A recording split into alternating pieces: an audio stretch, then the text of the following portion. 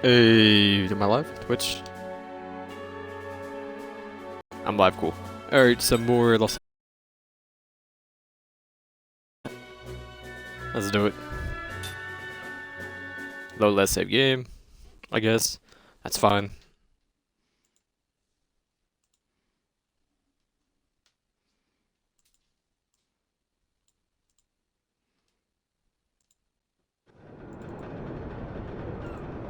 One second.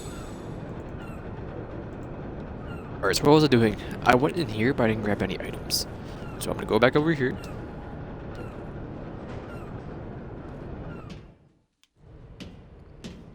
I did rest, so we're good there. Oh, we can't get back there. Okay. Never mind. Let's go over here.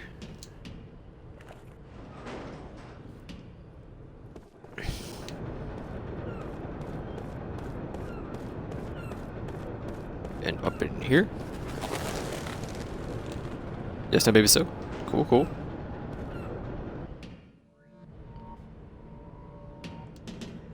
The laboratory. I don't care about your history.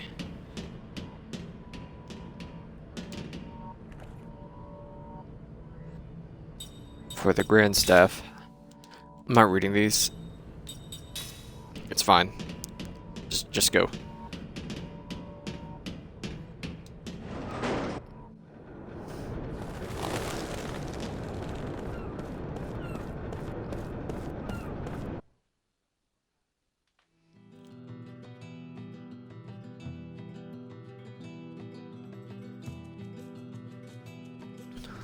See you, boss. Okay.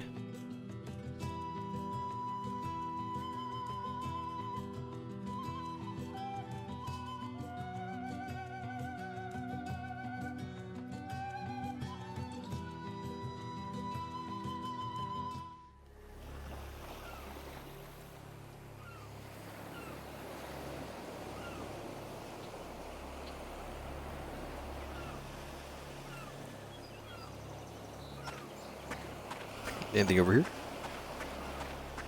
Nope. Alright.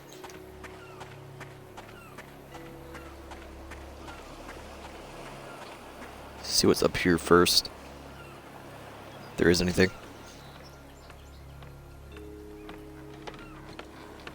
Just a view? Okay. You see the grand staff from here. Go back down.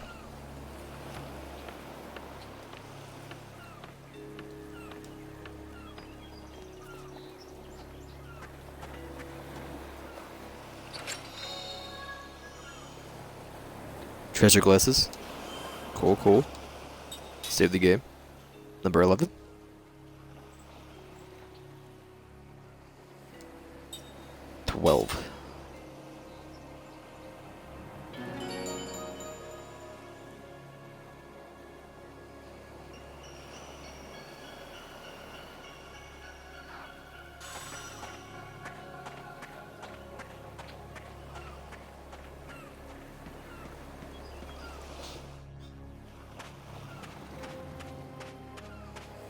Rocks, there's no consider.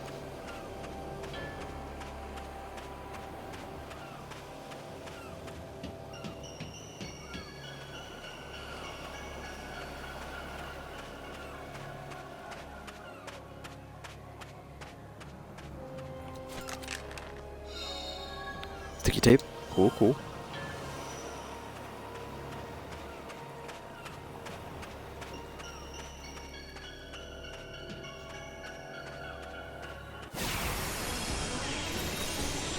I think I'm gonna like this.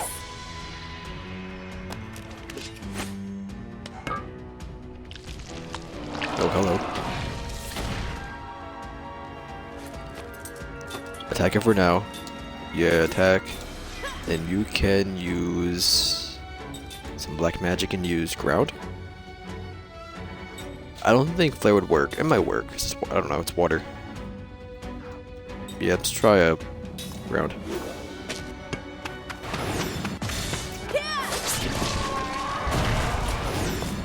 Sounds like the boss from one of the House of the Dead games.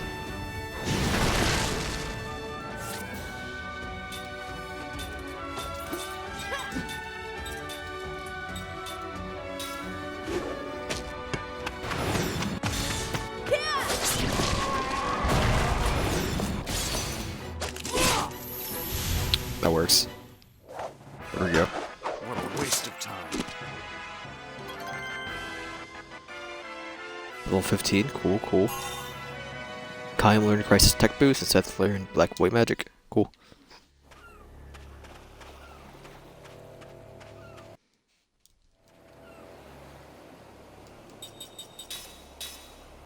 What do we have here? You can get a new ring.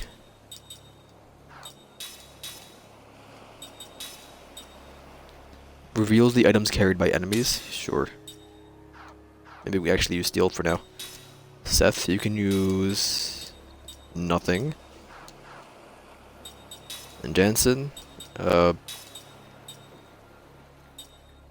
is this anyway? I think Seth already has this, so actually put that on and check anyway. Yeah, she does.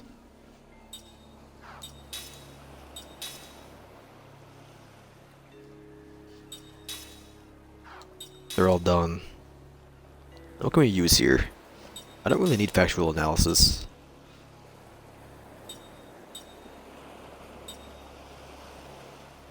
Put on you and take off. I'll take off this.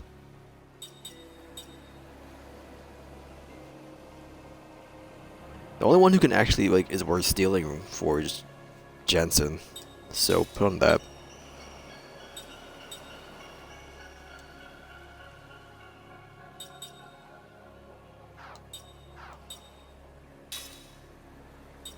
You can use bumpers too, I forgot about that.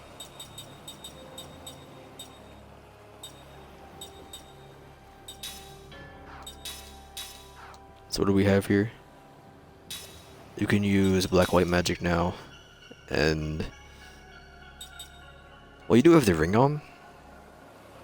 I don't have to use you, just use level 2 Black Magic. And that's probably it. Let me see. Equip, Seth. Maybe one of these. I don't know. It's fine how it is for now. Anything here? Earth ring. Aerial.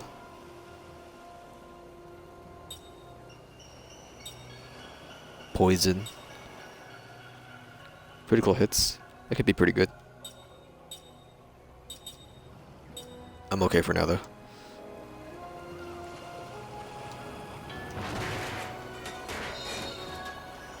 Insect innards. Cool, cool.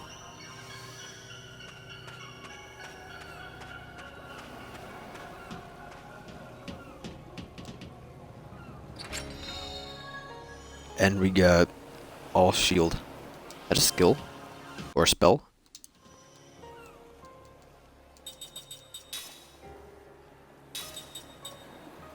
Slightly increases the physical defense of all party members for 20. 1G. I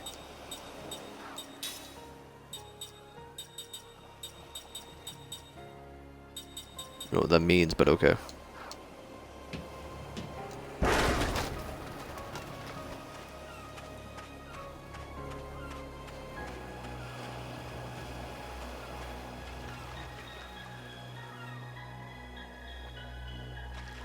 Crap.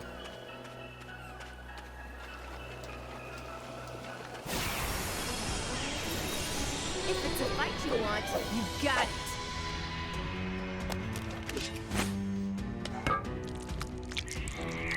Oh, hi. Jansen's gonna cast the, all. The Detective 2 in the front. Then you cast... what is it? Prism? Yeah. Gonna take a while to cast though.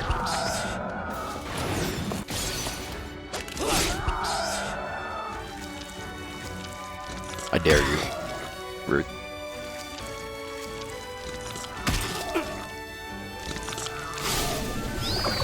That poison, I guess? Defensively reduced. Okay. That's armor up for someone.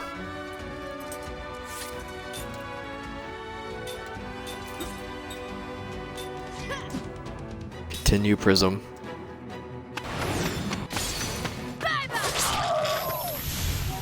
Oh. Alright, these two are dead.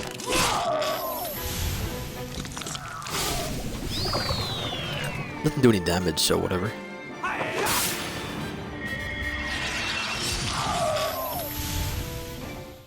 Honestly, it wasn't even worth it. I am the greatest. Should've just casted round.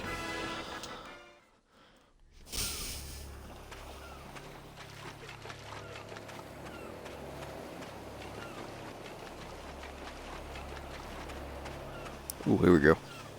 What do you got? Seed.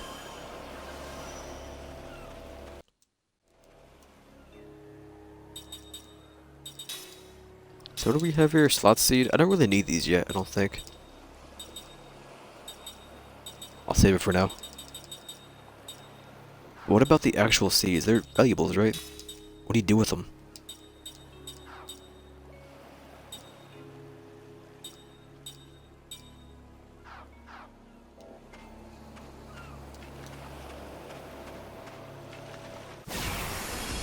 Alright.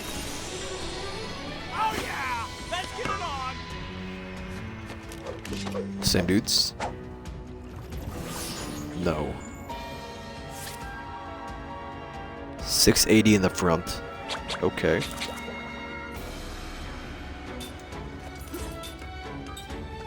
So we can kill one at least. Skill, not steal. Can I see what they have actually? Paraweed Thorn. Magic Luring Stone. We're fine. Just kill one of them. Anything new here? Nope. We can kill A.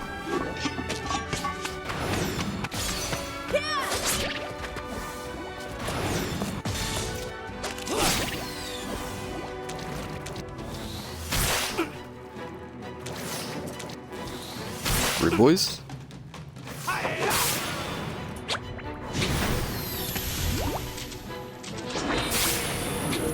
Please don't work. Okay, it worked. This won't kill Fish B.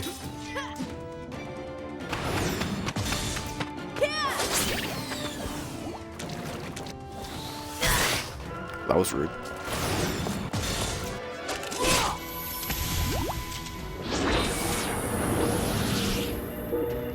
Okay.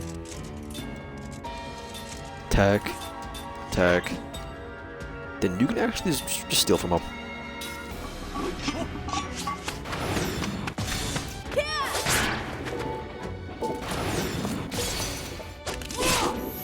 Never mind. That was close. There we go. Got a thorn.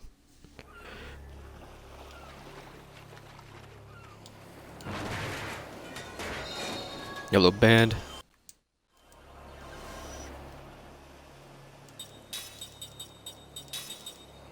Grants immunity to paralysis.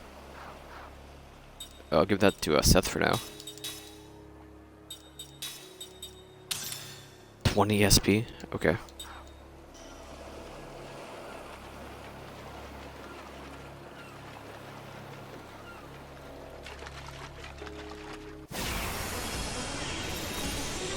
Let's take it down. 3 of these things? They're all in the front though, I think. Oh, no.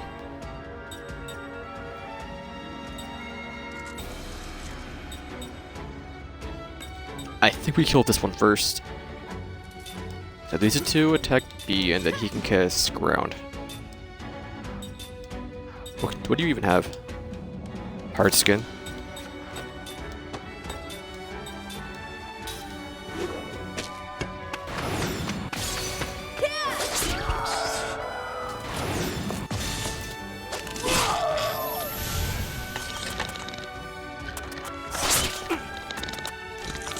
There's like no damage. Okay.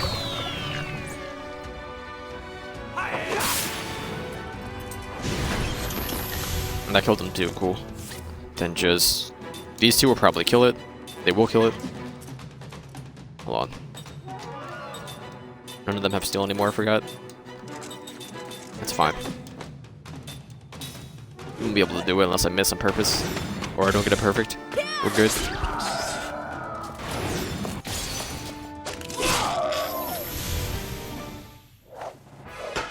What a waste of time. Learn treasure analysis.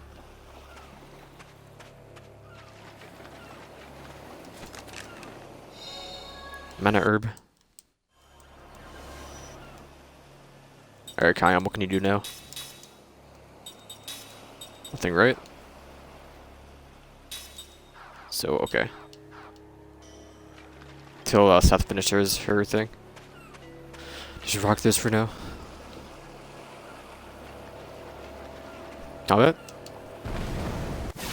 Rude. Okay.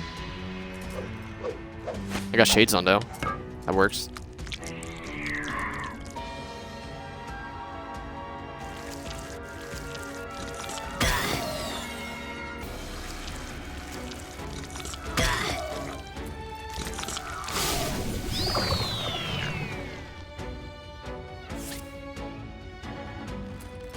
Alright, so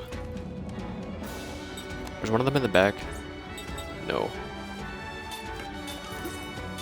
Kill A, and you can kill. Don't steal. Kill like not use ground. Kill B.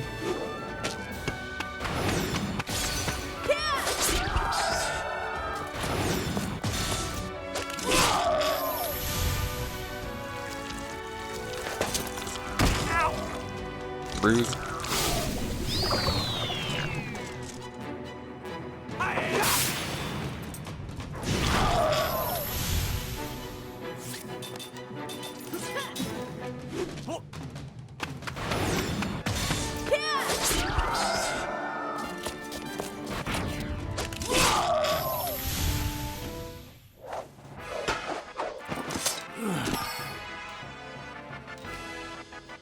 Okay. Should probably heal Seth.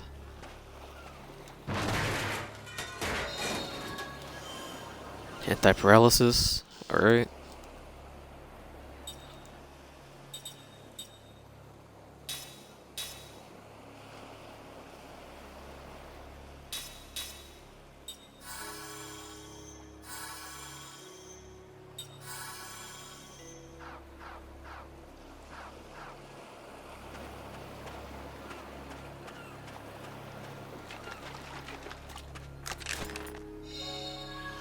I still have shades on.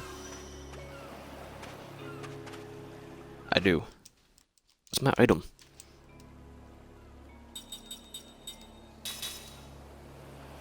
Oh yeah. Treasure glasses. Okay.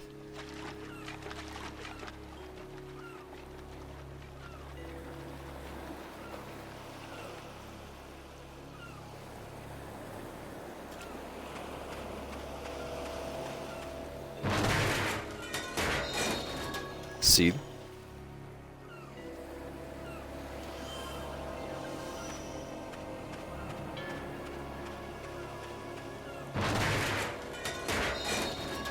Anti-paralysis herb.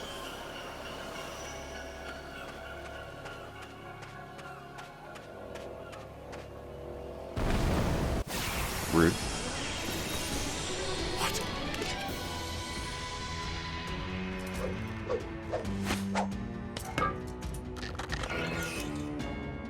Alright, the guys are easy.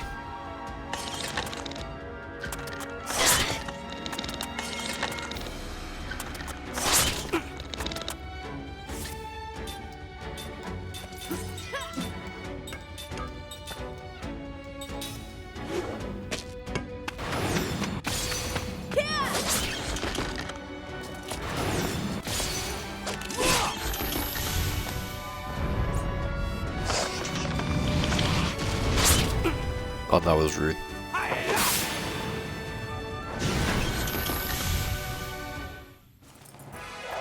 That wasn't very fun.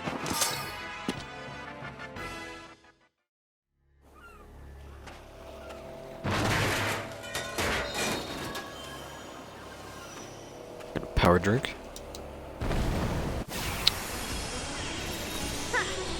Too smart, eh?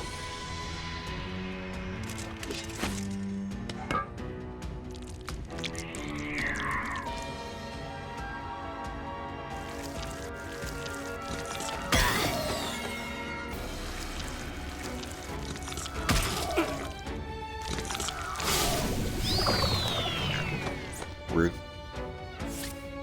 Alright, to attack A, then you kill B.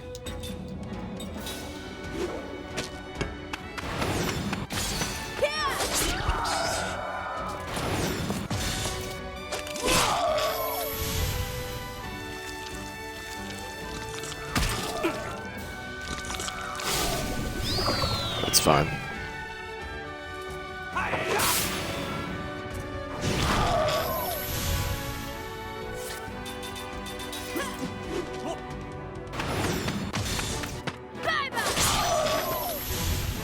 Ooh, got a crit.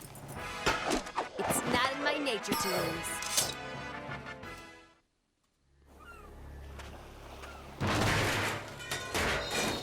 Another seed. Okay.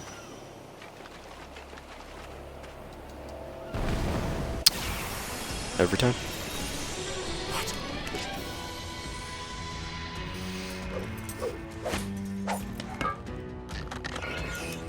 Now this is easy.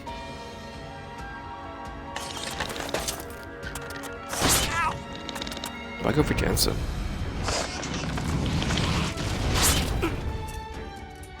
I heal Kaim in a minute. Both of those kill A. You can kill B.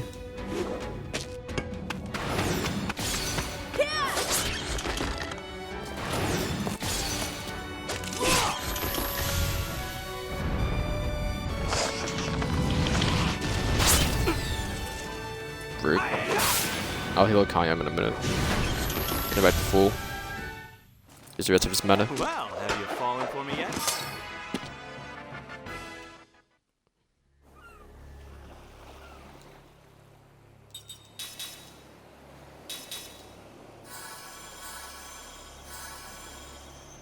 That's good enough. We'll heal him once more. Don't have your what's it called on?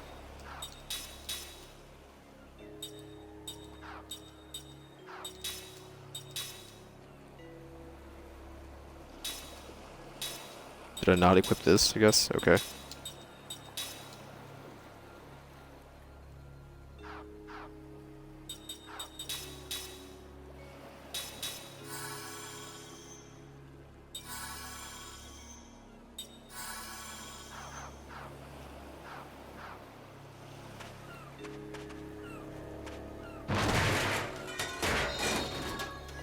Please don't get surprised again. Don't do it to me, Kayam.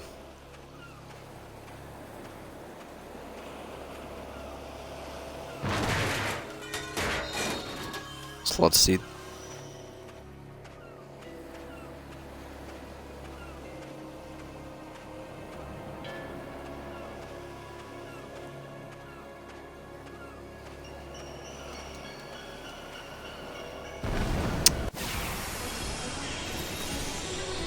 Better say your prayers.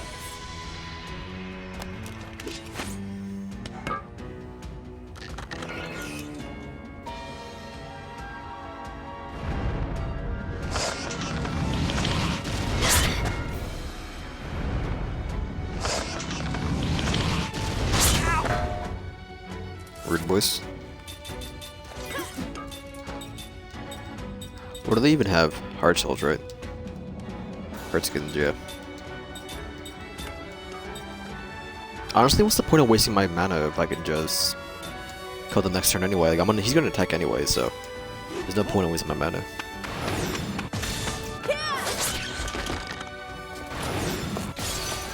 It will be hit either way. We're trying to get out.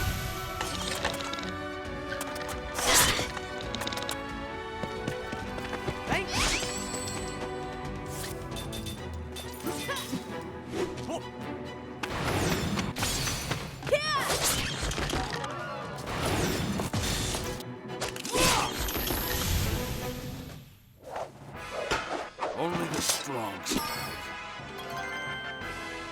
Hype. Alright, I'll go ahead and heal Seth. And in a second. But maybe if it's glowing yellow, you don't do it. You'll get aggroed.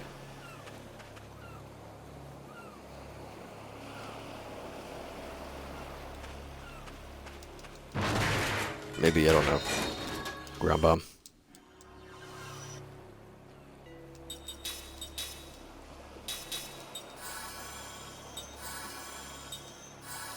Sure, why not get the full?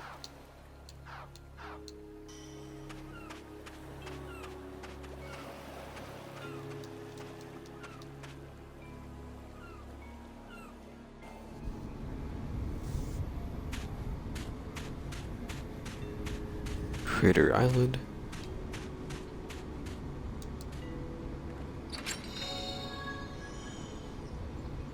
Promise of Despairs.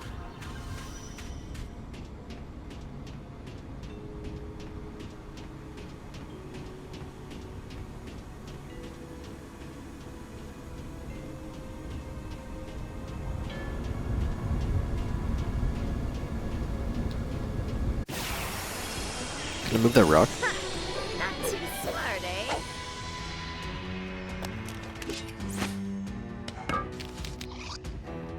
What are yous? The frogs from like the Dark Souls. The new? I don't really know. What do they have with them? Magic Lowering Stone? I'm gonna try it out. See if we can kill them.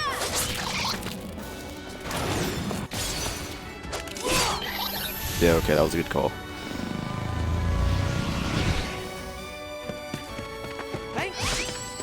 You missed, Jansen?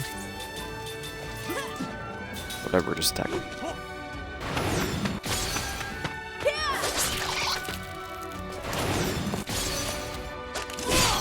There we go. 282. Only the strong survive.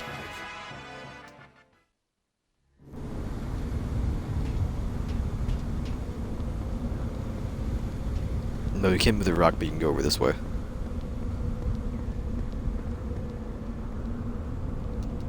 Which is a all barricade. I have that right. Oh, I had all shield. Increases the magical defense, and this is physical. Cool.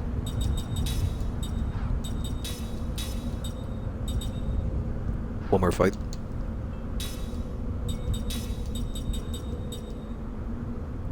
Nimble's use of black and white magic up to level 2. When did I get that? Whatever, I'm gonna wait for Seth to finish her thing. Then I'll let her use that.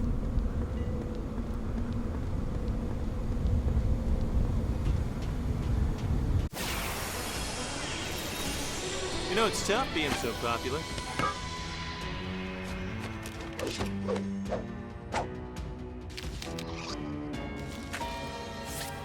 Alright, same thing. Kill this one. Steal from B.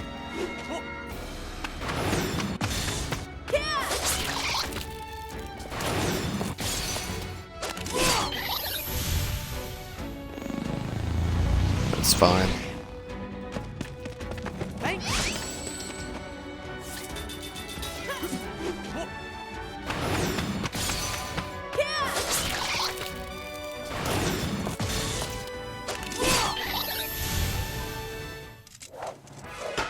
What a waste of time.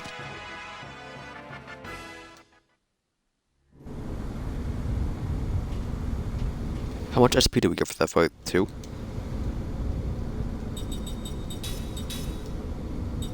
We got 2, yeah.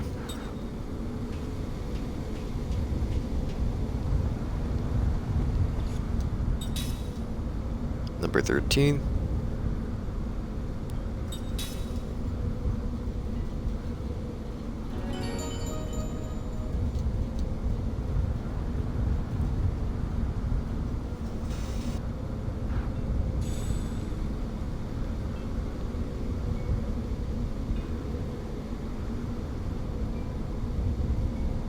Looks like the Grand Staff is just ahead. There's no turning back now. You guys ready for this?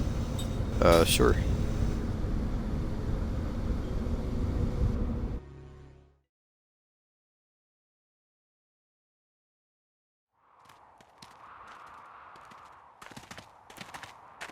Those shades, though.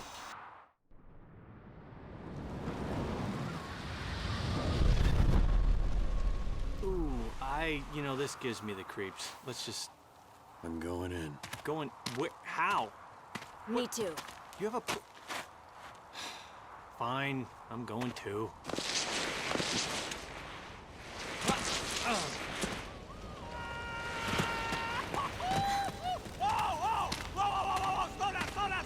Easy!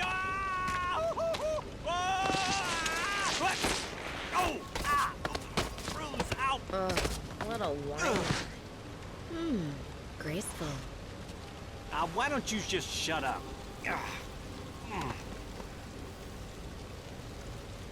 Have you seen any of this before, Kime? No. Nothing. I just showered and I got dirt everywhere in my hair. Wait up, guys. Man, okay. Whew. All right. Man, that is way tall. Okay.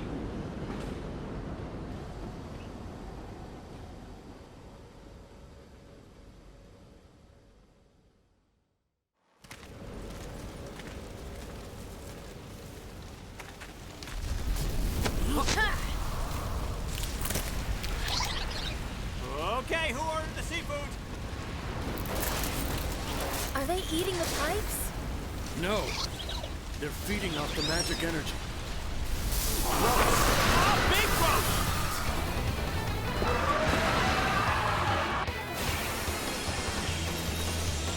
Man, this is getting old real quick.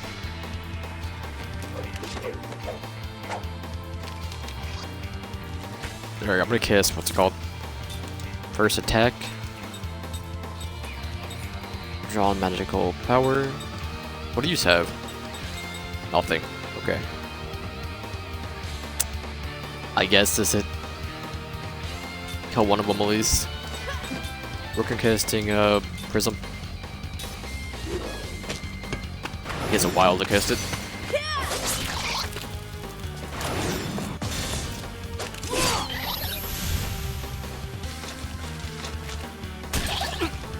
That's fine.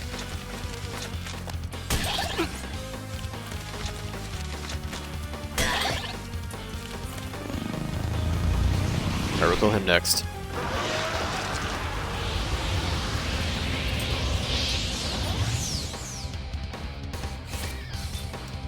Who was that? This one? D? Continue.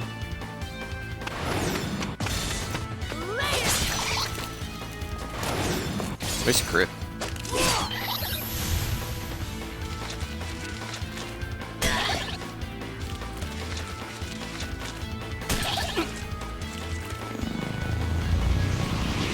That's what C. Go ahead, dude. Keep preserving. I believe in you.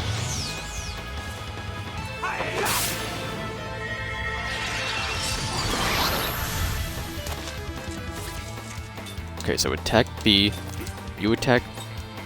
Actually, you go first. So you attack Bagamori, and you attack B. You can cast Round on Bagamori.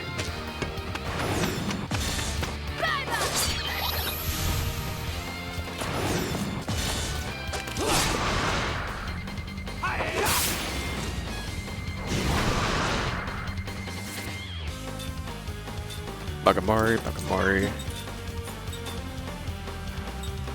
Double check. Yeah, okay.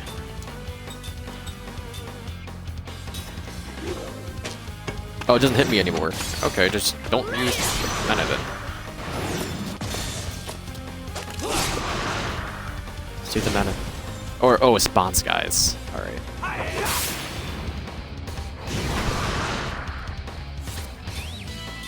Attack A. Then you can just whatever, use mana.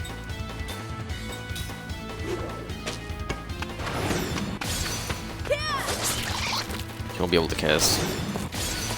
Or get MP. Or we spawn another guy? Cool. 2 of them. 3 of them.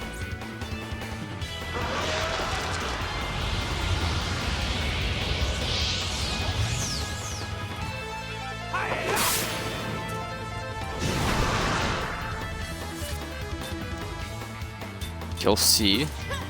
You can start casting Prism again on everyone.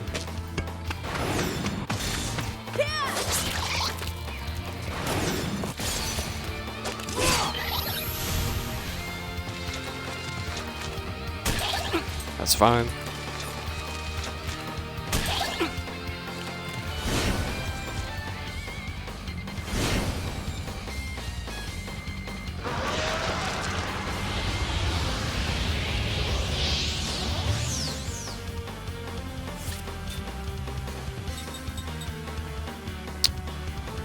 Nah, just go for B.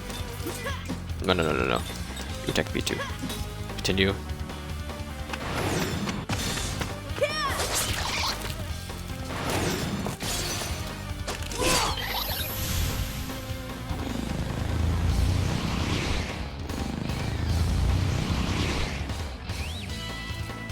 Or A and D need to die. Cool.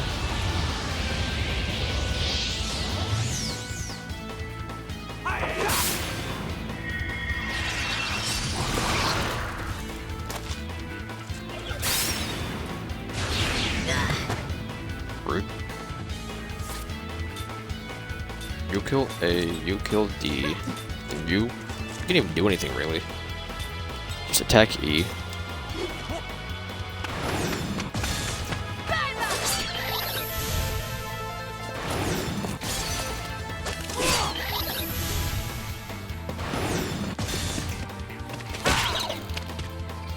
Yep.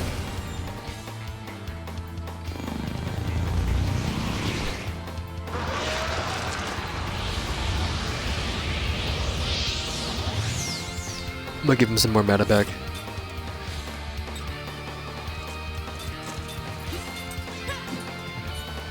Actually, reverse that. You attack C and you attack E.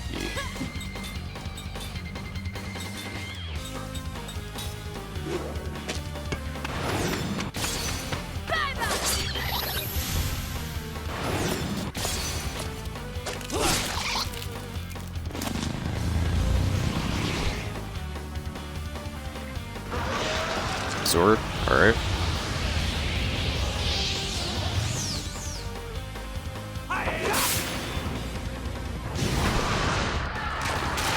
I go? Okay. That works.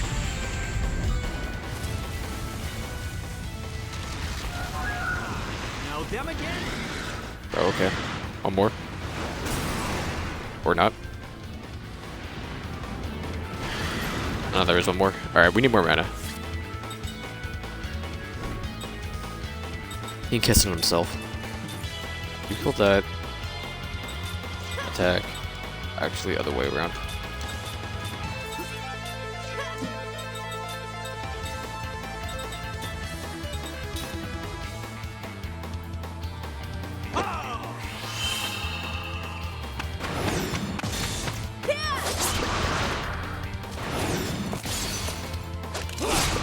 Did I not have anyone attack C?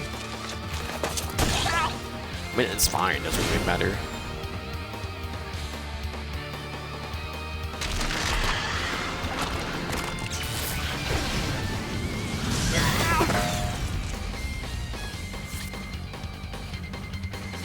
Are we paralyzed?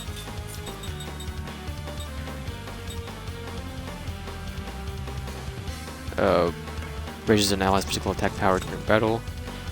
From a player assist. Jensen, you do it. Kayam. You can cast ground on Bagamori.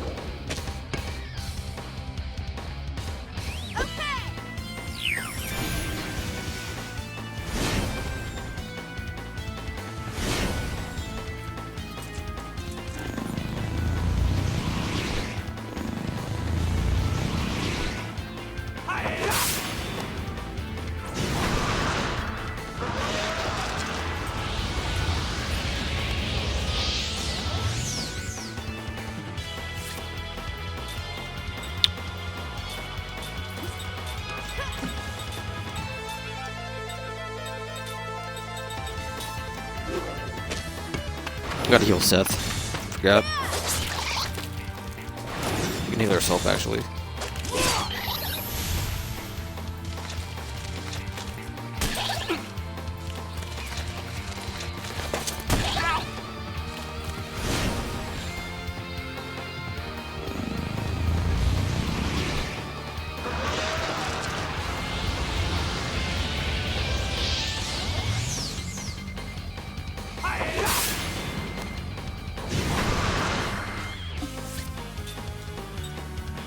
Let's see. You cast heal on yourself. And you can use your spell on Bagamori.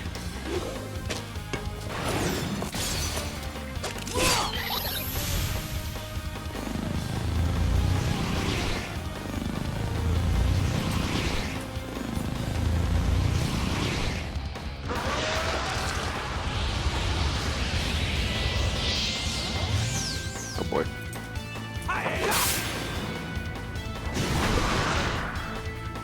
Okay.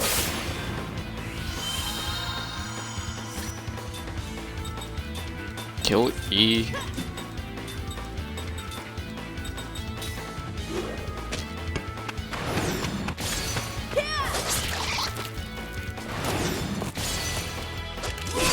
There we go.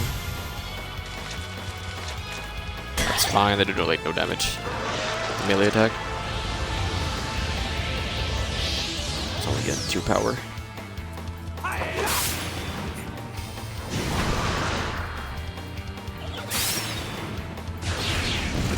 Don't kill him, please. I killed him. Can I like revive him?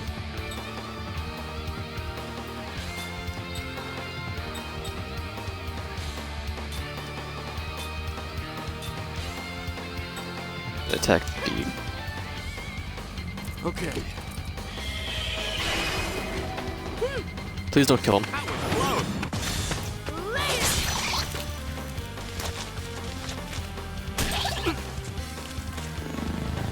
That's fine. Cool.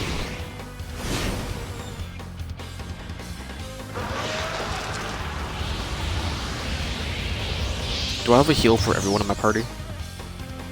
Or something?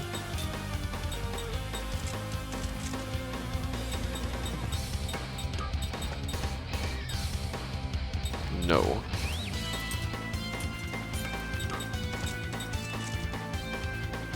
So you're just gonna go ahead and cast. He got some healed. Then who was weak? D. Kill D. And you keep attacking Bagamori. Okay. Be fine for now.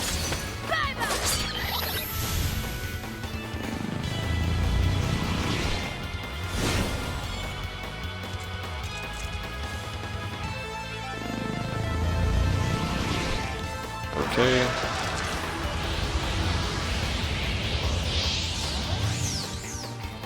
Gonna get paralysis.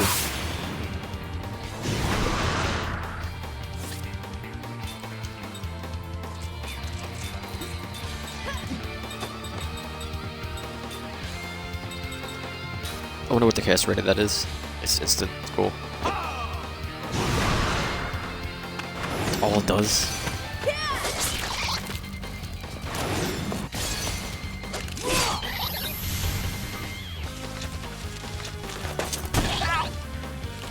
It's fine. They only get power back if they charge, right? He doesn't get anything else. Alright. He's dead.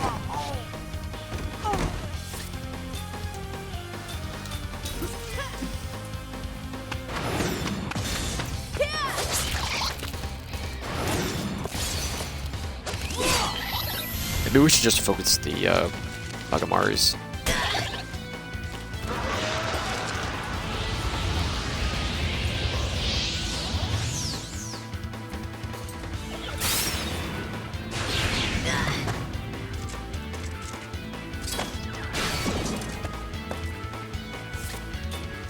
Let me try that.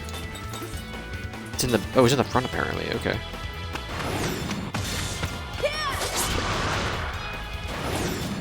We don't really do damage to it.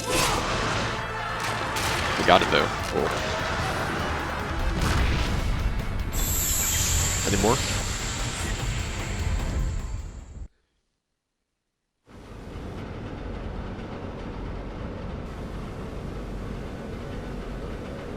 What the heck was that monster doing here? No one said anything about this.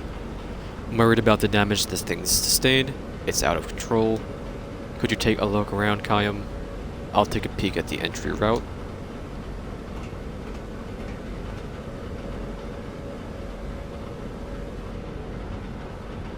Alright, can we heal?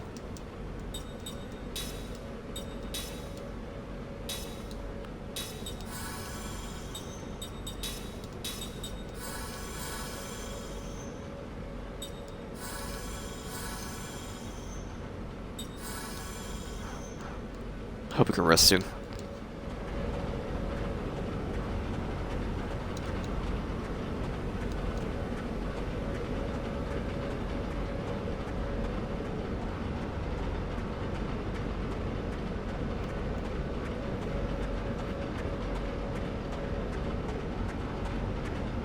There's a chest, cool, cool.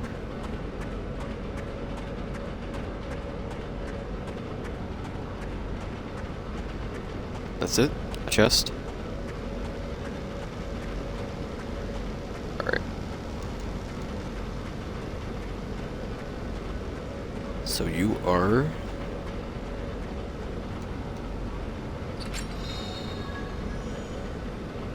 Sage Protection. Which does... Magic casting time reduced during critical HP status. I mean, it's okay, I guess. But she finished off her thing, right? No, we didn't get any SP for that fight. Alright.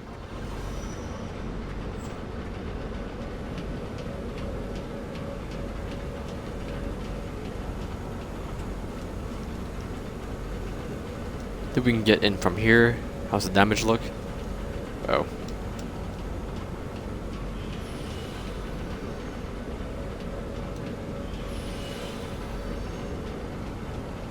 What do you do?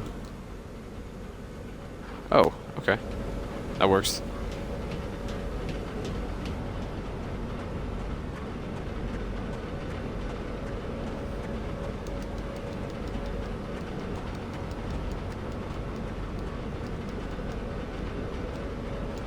What did that say? Whatever.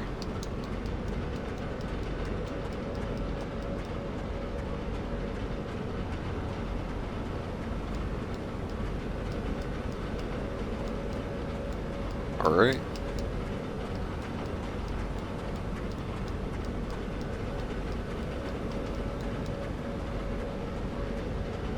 Jason. Forget it, I can't move another step. Kayam, come on, let's go inside. Okay.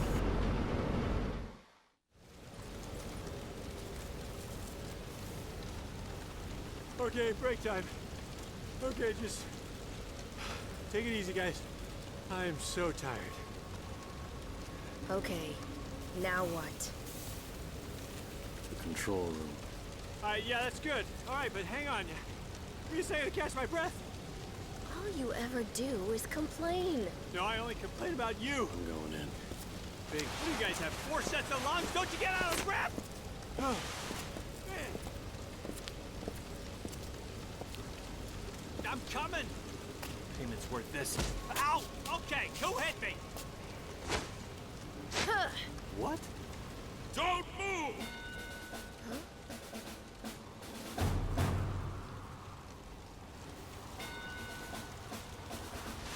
Oh, got to be kidding me. Move away from Grand Staff! If you get any closer, I will shoot! Ready?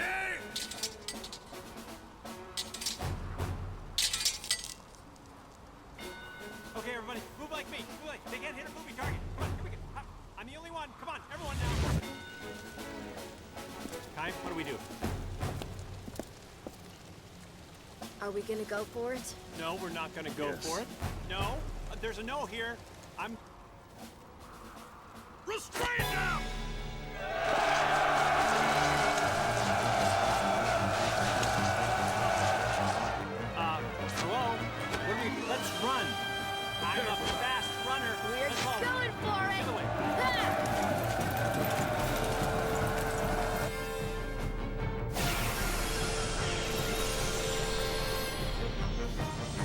these front moves?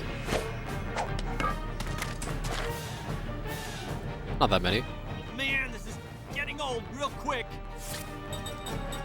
Alright, so what do we have here? 1850 in the front. Then he's in the back. Magician. A circlet? I kinda want that. It's an item. But first, we can probably... Let me see. It's 1850 in the front, and there's 5 soldiers. So that means each one is 185 divided by 5. That is... 35. 250 HP per soldier. We can't kill one. One hit. Or one move. So whatever. Do that. Wait. Order change? No. Spell. Black magic. Prism. Yes.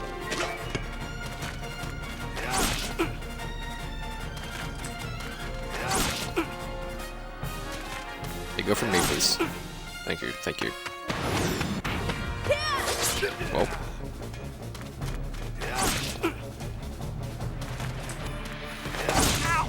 Don't hit him.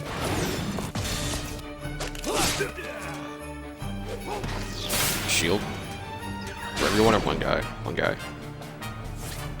That was B, I think you cast a shield on. Or was it C? Whatever, kill this guy. Why are we having trouble with only 3 opponents? Archers, forward! But General, our own troops are in the line of fire. Well, then they'd better be able to dodge arrows. Move! Archers, stance! Fire! Rude.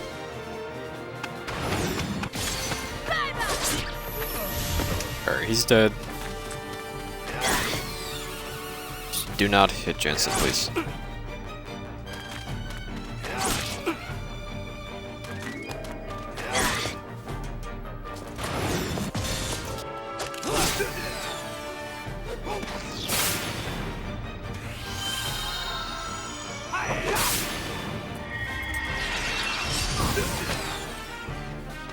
There we go. Alright, Kayam. He's almost dead, so you can actually hit him. You kill C, you kill D, and you hit B.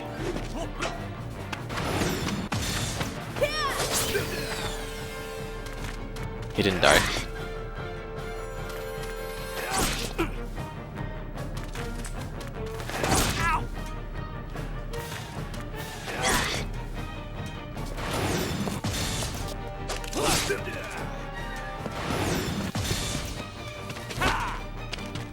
Jensen, please. Who's he healing? Guy in front. B, honestly, you just steal from the Magician. That's cool. We can heal soon.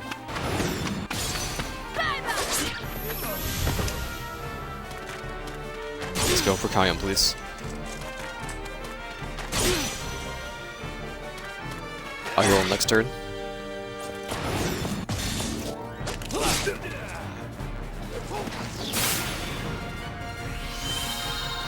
Please don't miss, Jansen.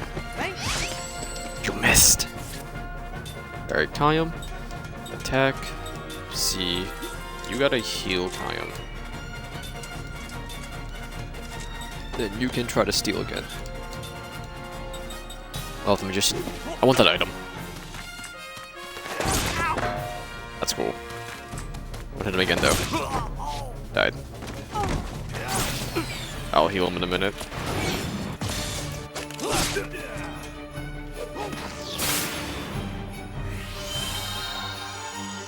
Okay.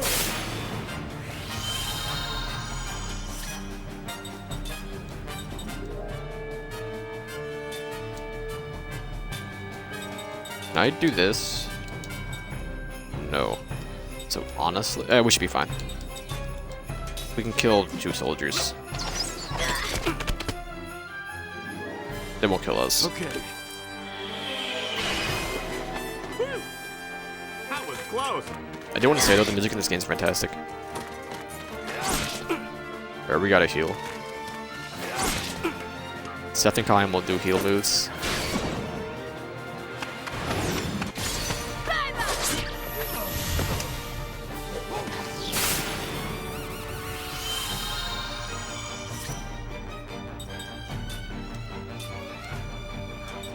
We're gonna use items too.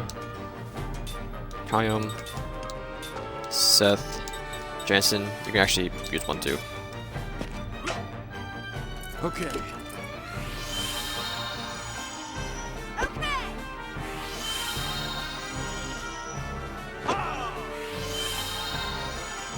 Here we go. He's okay. No, he's not, of course. Oh boy. Alright, item. Angel's Plume, Jansen. Attack, D. I need that item, I really want it. Okay. That was close. That's cool, they can kill her.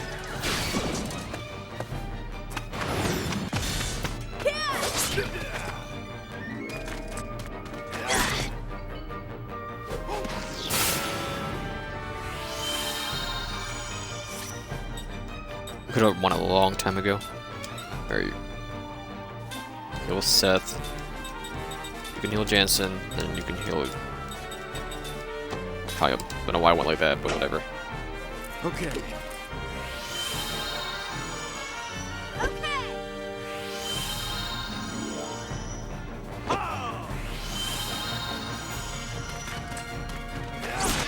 Let's keep going for him every time. He's dead again.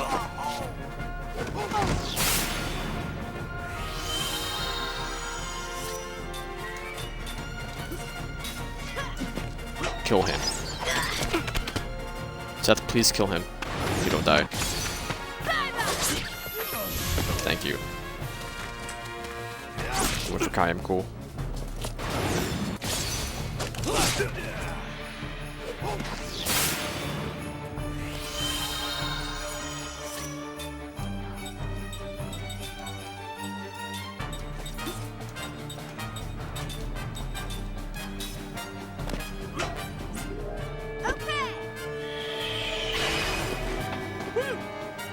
That was close. Thank you. It didn't kill him. Shield didn't get healed that time, cool. So we're all gonna heal. You heal Jansen first, then they're gonna use spells. Heal yourself. And Jansen, you're going to heal Kaya. You gotta be kidding me. Okay. Don't kill Kyle. Didn't. Cool. I can't even heal Jansen anymore, so Okay. I don't. Items, whatever. She healed herself. Kill this guy. She won't kill him. He healed, didn't he?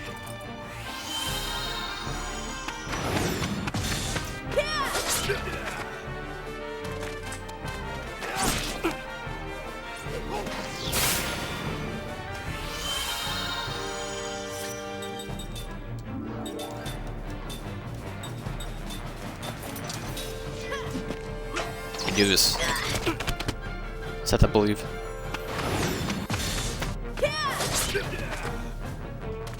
Don't, he won't kill him.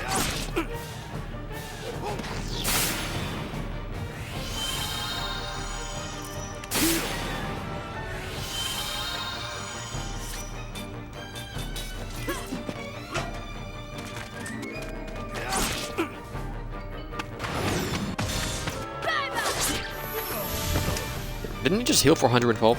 Leap before you look, I always say.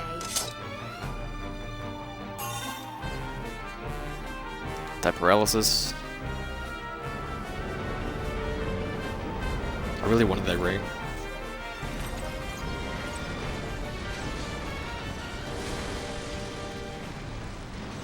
It's no use. Jansen, aim for the pipe. Kyle and I will draw them off. Ignite any magic energy leaking out. Right. What? No, that's not gonna work. There's no other way. If we don't break through, there'll be no investigation. Jensen, do it! Okay, I'll do it.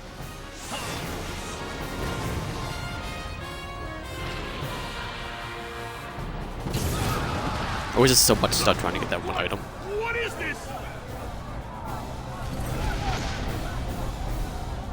Hey, whoa! Wow, that was... Who was it? Did I...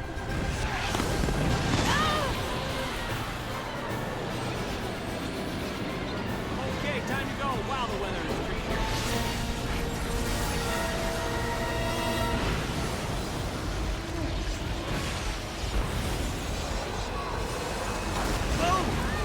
Let's get out of here before it's too late! Kyle!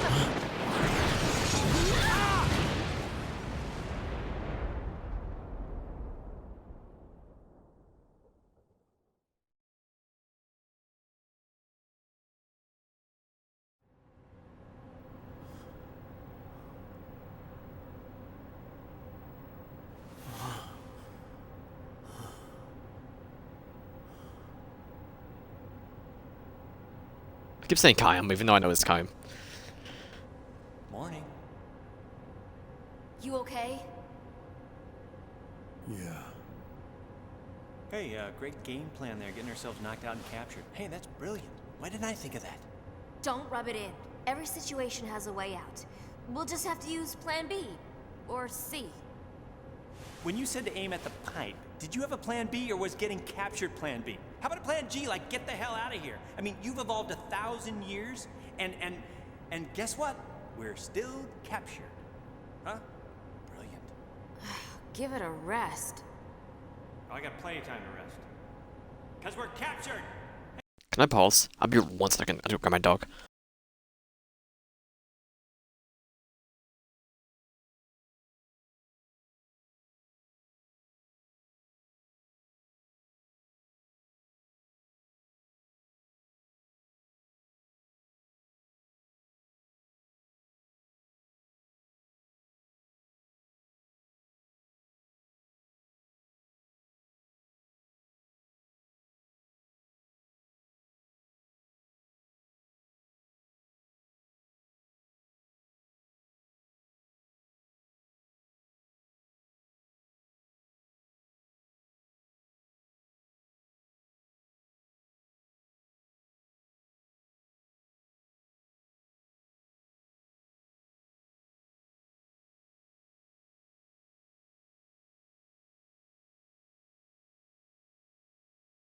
Alright. Return. Come on, help me out here. Alright, what am I doing here? Can I use the toilet? I just saw press A for something. Oh, this.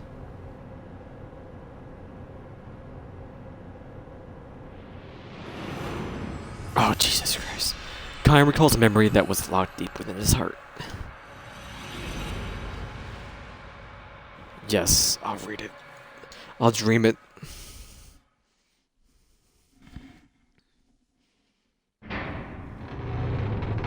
They lived in shells.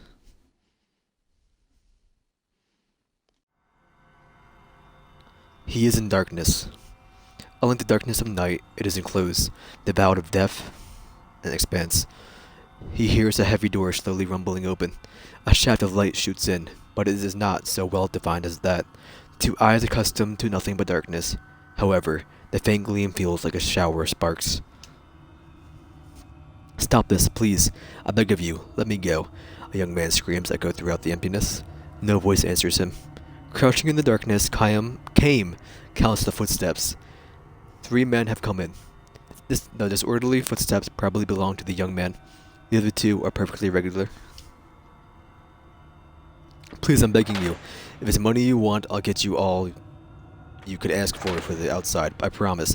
I won't forget to show you my thanks to you, please.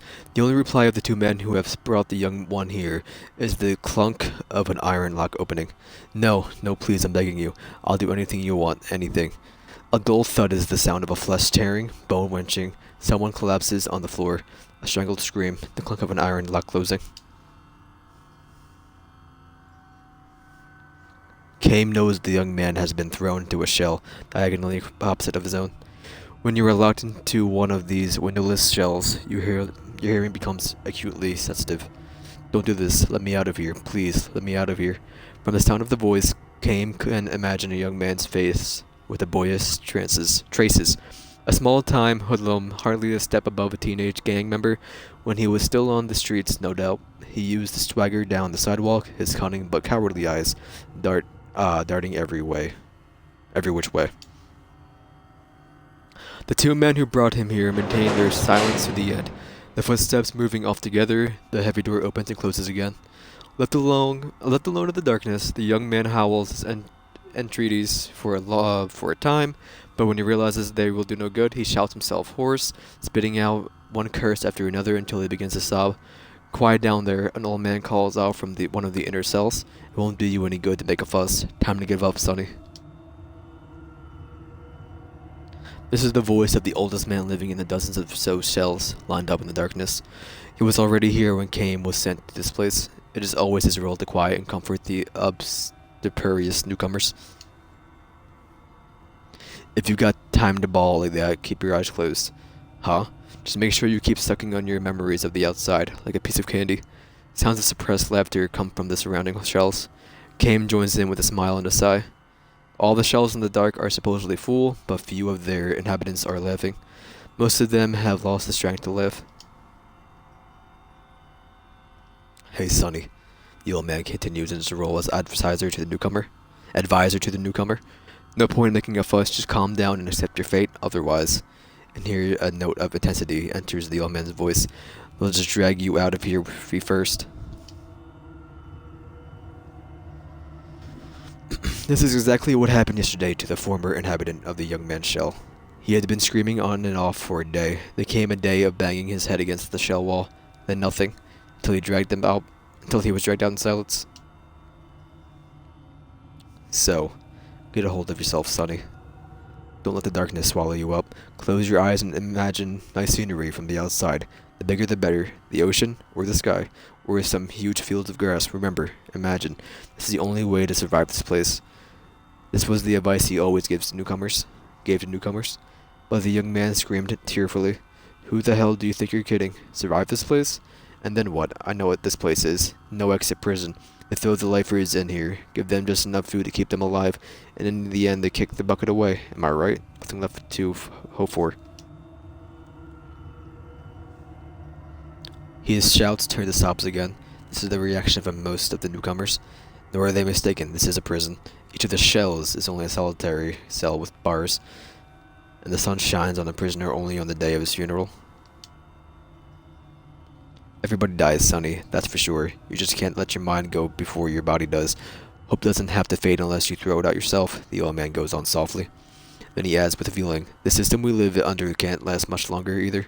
The old man is political prisoner. As leader of the anti-government faction, he long resisted the dictatorship until he finally lost the struggle and was imprisoned. The young man has no ears for the old man's words. However, he continues thrashing on the floor and crying. This fellow won't be in the shell much longer than his predecessor. In a few days, or in less than a month at best, he will go to pieces.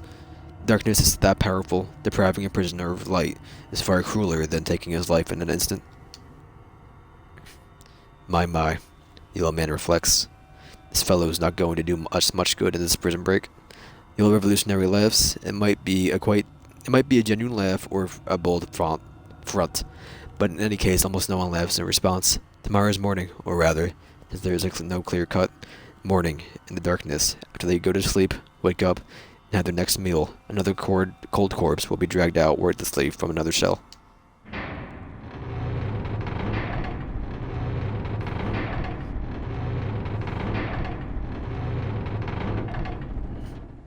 Hey, listen.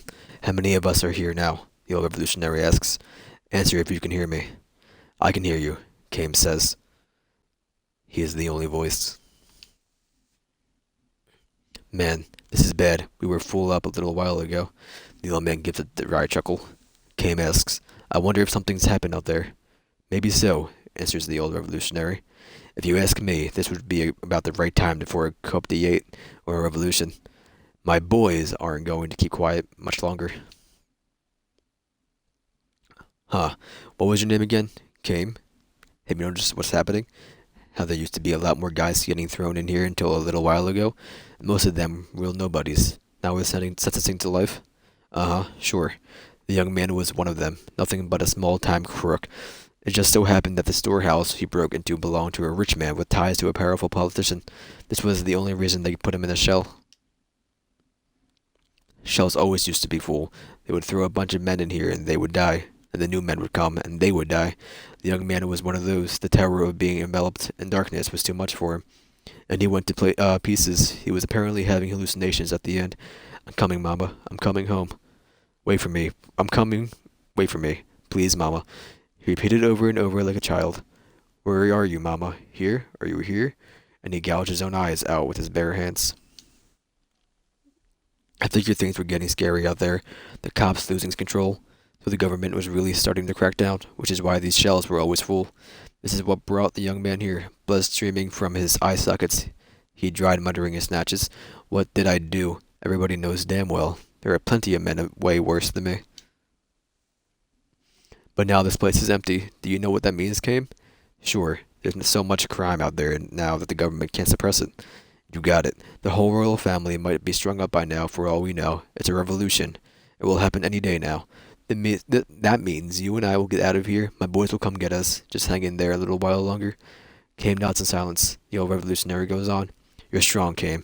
Not many guys can stay as calm as you, thrown into a shell and enveloped in darkness like this. Not even Kame can explain it. It is true that he was strangely calm when they put him in the shell. The darkness was something he seemed to recognize as a distant memory. In the distant past, too, he too maybe have tasted the anguish of the other shell inhabitants, the torture by the fear of being sealed in darkness. How are you so tough mentally, Kame?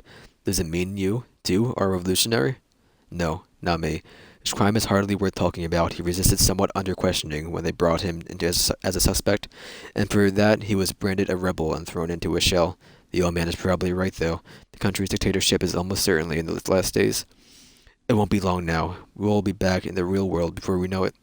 I have hope right is here, and it will stay here until I abandon it myself, the old revolutionary mutters as if trying to convince himself.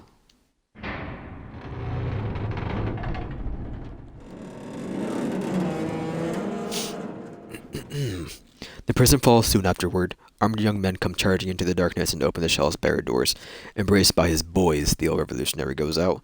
Wait, Kame cries out, trying to hold him back, but he is too late. Anxious to see what the new world following the destruction of the old system, the old revolutionary steps aside and opens his eyes. It is evening. Though the sun is nearly down, its light is still strong enough to burn eyes accustomed to total darkness. The old revolutionary presses his hand to his eyes, with a groan, crumples to his knees. What, he did go blind? Kame has saved himself by shielding his eyes with his arm. Not even he knows what caused him to do this. Distant memories have taught him that the truly frightening thing about punishment by darkness is what happens after the release from prison. What could I have been imprisoned, and where? More important, how long have I been on this endless journey? With bleeding eyes surrendered on the ground by his boys, the old revolutionary searches for Kame. I came all this way, Kame. I came all this way, Kame. Only to make... I don't know how to pronounce his name. Only to make one terrible mistake at the bitter end. My eyes are probably useless now. That's precisely why I asked Kame for one last favor. Tell me, Kame, what is the outside world like? Has the revolution succeeded? Are the people happy? Are they smiling joyfully? Kame opens his eyes slowly, and just barely beneath the shade of his hand. As far as he can see, the ground is covered in bodies. The corpses of royal troops and revolutionary troops are heaped on one another, and countless civilians are dead. A mother lies dead with her small child in her arms, the bloody corpse of the child's father next to them, arms outstretched in a vain attempt to shield them. Tell me what you see, Kame. Kame... I might just call him Kayam. Fights back and sighs and says, You must work from now on to build a happy society. The old revolutionary senses the truth. I won't abandon hope, Kayam, no matter what. As if to say so, I know that. Kayam nods and begins to walk away. Where are you going? I don't know. Someplace. Why don't you stay here and build a new world with us? You of all people can do that, I know. Thank you, sir, but I'll be moving on just the same. The old revolutionary does not try anymore to hold Kayam back. Instead, as a parting gift, he repeats for Kame, repeats for Kame the words he spoke so often in the shell. There will always be hope, wherever you are, until you yourself abandon it. Never forget that. Kame walks on. His eyes chance the light on the body of a young boy lying at his feet. The boy breathed his last eyes. The boy breathed his last with eyes wide open in fear. Kayam kneels and gently closes the boy's eyelids. He knows deep down in memory too far away for even him to reach. The white darkness can be a great source of terror. It can also bring deep and lasting peace.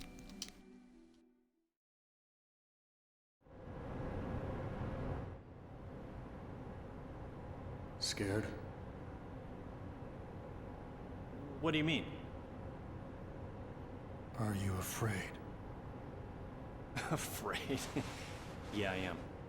Of course I'd be afraid in a situation like this. And I tell you what, I'd be lying if I wasn't saying that I was scared of you as well. I'm afraid too. You're kidding.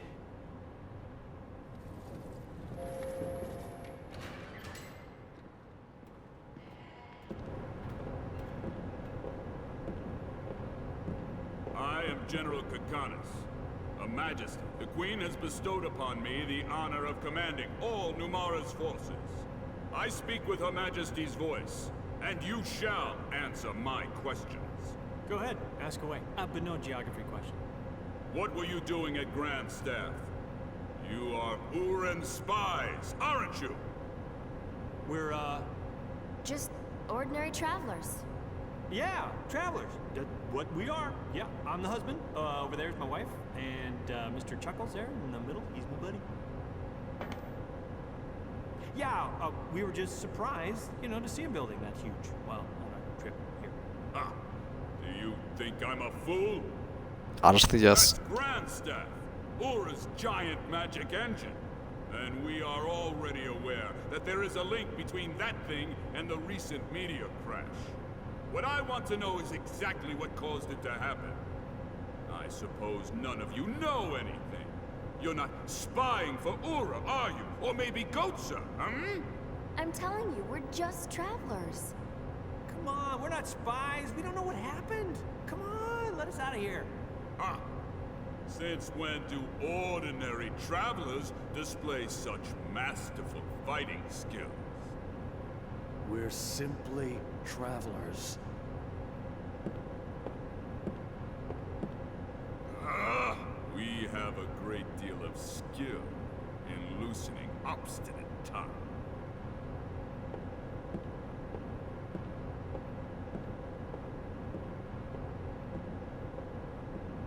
General, What is it? as we thought, our current equipment won't be enough to repair the White Boa. The damage caused by the electrical discharge is too great. According to the tech officer, we'll have to bring it back to Numara and dock it for full repairs. Ah, from what the tech officer says, there's nothing that can be done about it. We'll suspend the operation and return to Numara. Yes, sir. Wait, what's our figurehead doing now? Her Majesty, sir? She's in her quarters. We've been hearing harp music from there for a while now. The Queen in a place like this? A figurehead? What's that? How very refined. Well, if she loves music more than meddling, it makes things easier for me. Yes, sir. Time to prepare for departure. Inform the troops immediately. Yes, sir. Alright. What the hell? Figurehead? They can't be talking about the Queen like that. What's got you so angry? That general's making a fool out of the Queen. Hey, what's this? I speak with Her Majesty's voice. Crap. Man, it makes me sick. You're worried about the Queen? Aren't streetwalkers more your type? Ooh, witty. No, Numara's what bothers me. Hey, what the hell kind of country is it? Sounds like a seafood dish. Hey, and you over there, are you somehow involved with Numara? No. I'm not sure. I'm sure.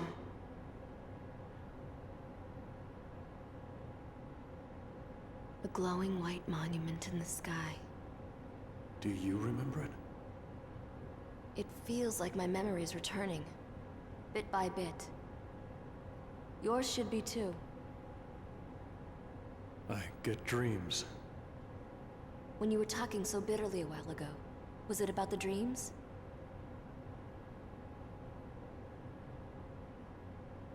Oh, so the dreams scare you.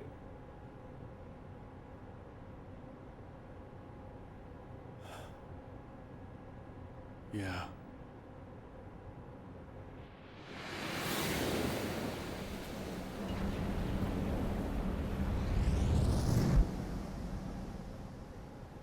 My memories seem to flood my dreams.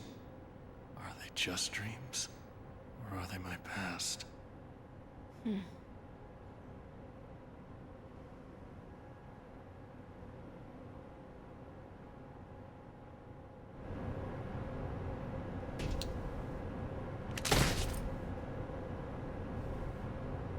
Oh crap, this isn't working.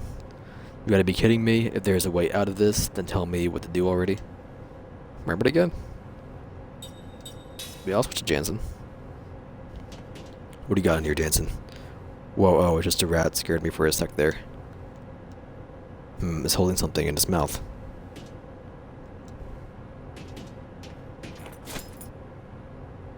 Hey, stop it, let me have that. Did they go over to came now? Where'd that rat go?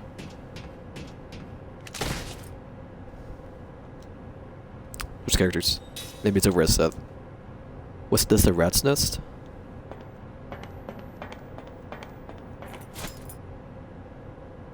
Get away from me, yuck. Alright, now's probably a weird game.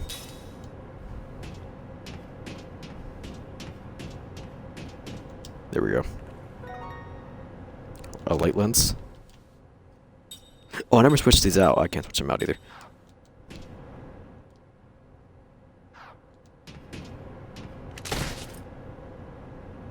Oh, what do I do with this now?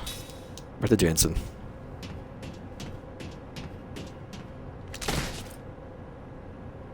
Newsflash, we're still captured. Seth? I can't switch any armor out or anything, right? That's just saving everything.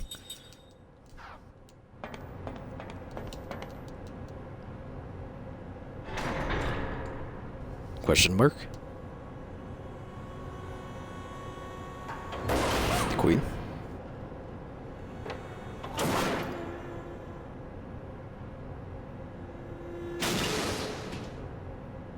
Or are they under attack?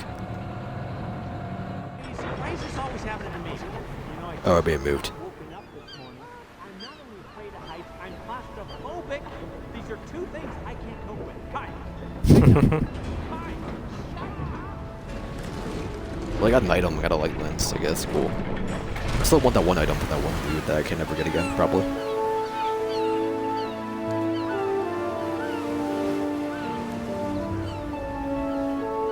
I should really give him one of them rings, so it takes less damage when it gets to critical.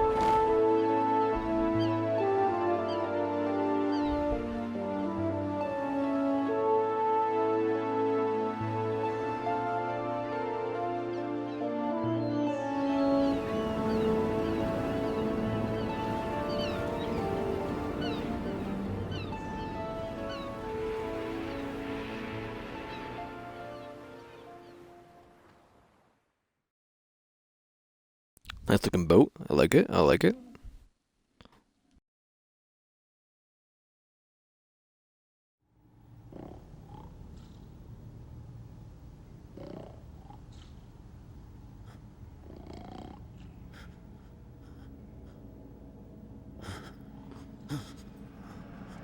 Please, no. No more reading.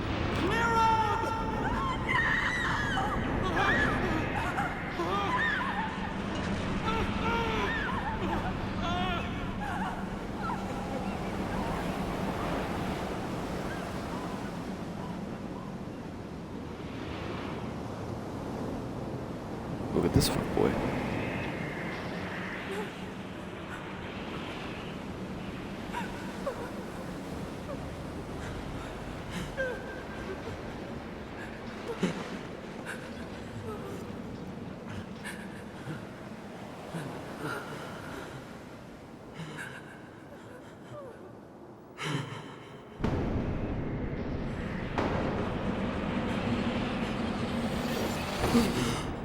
Dangora?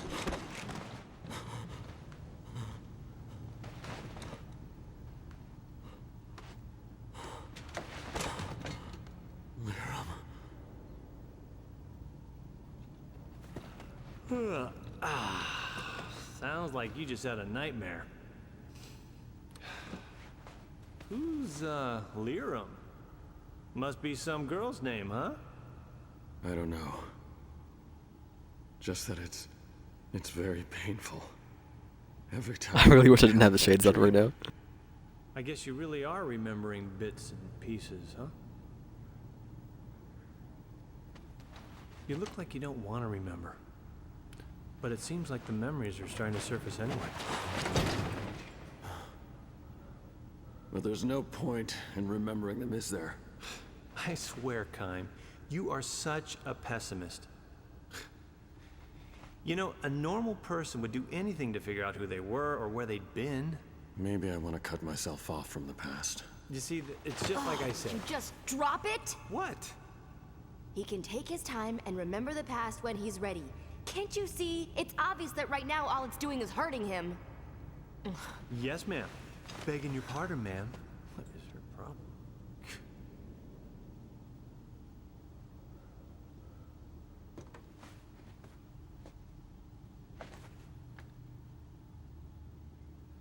If Kime hates his memories, guess I might not even have to use this. Yeah, don't speak inside your mind. Just say it out loud.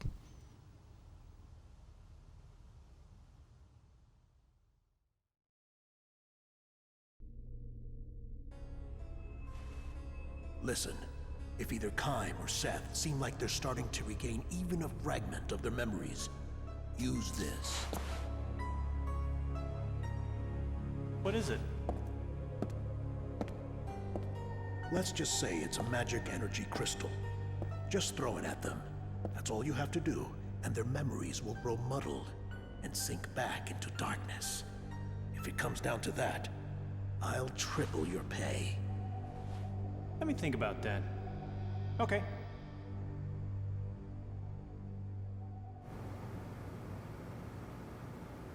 What's that? This? I got it from Lord Gangora.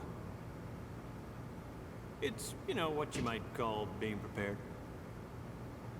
It's dangerous, isn't it?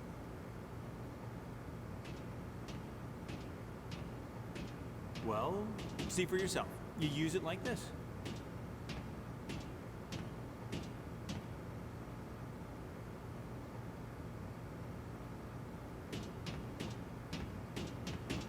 I don't want to throw it. Oh, do I throw it at this person?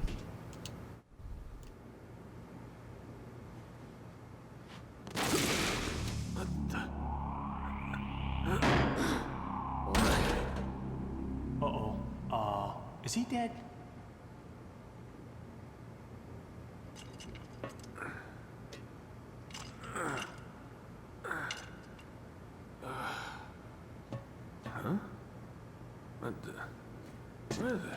He went that way. Bring it on.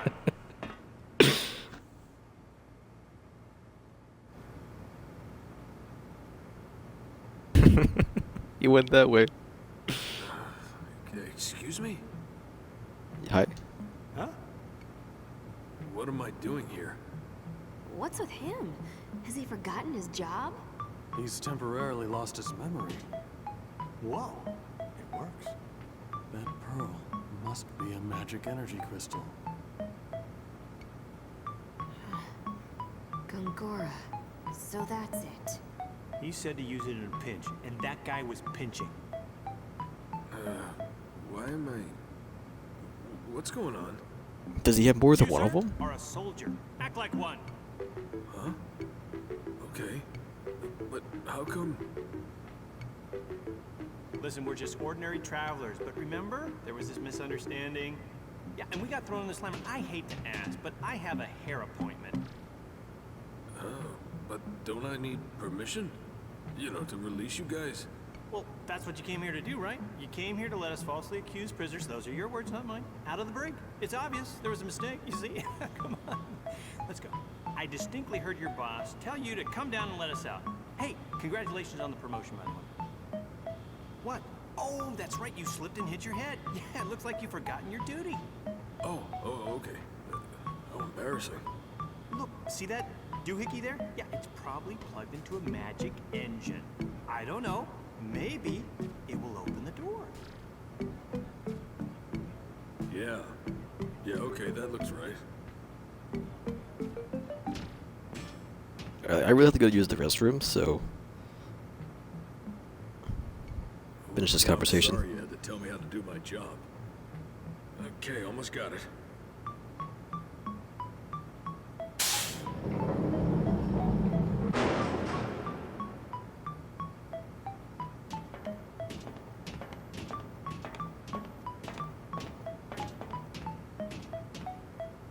Hang in there, soldier. So long, buddy. Oh, okay. Farewell. Take care.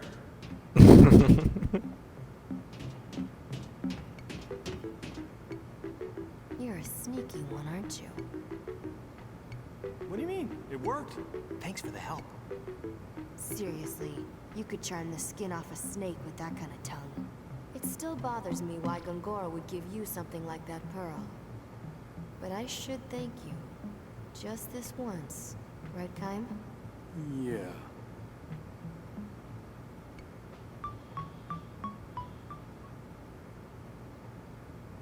Alright then, can I change my gear now?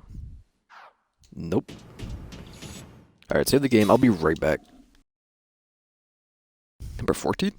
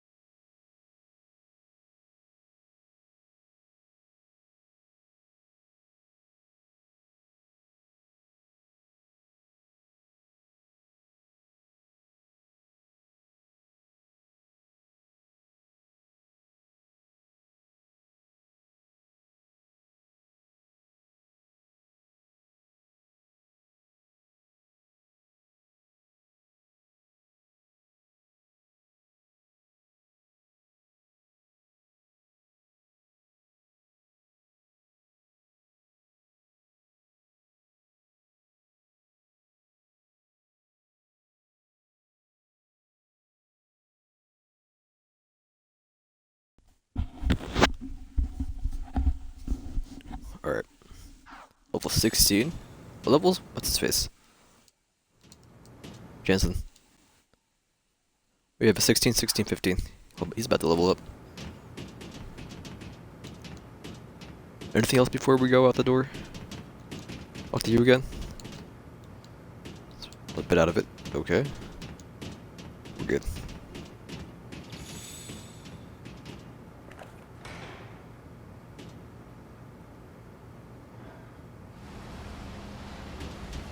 We Metal Gear now, boys. Where am I? Out of the screen.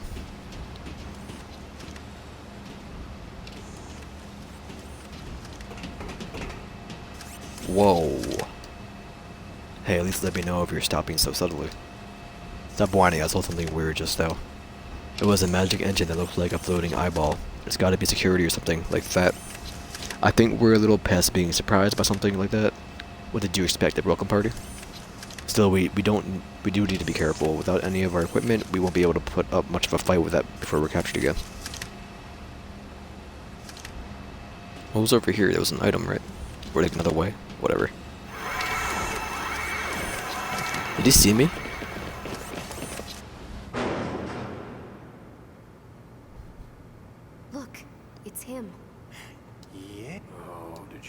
put in there again? I'm so sorry for all this trouble.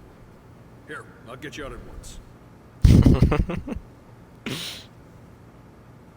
I don't think he saw me in that distance. Thanks, fam. It's like that one skit from Keen. Who is it? I am so sorry Key you and Peele? keep doing this.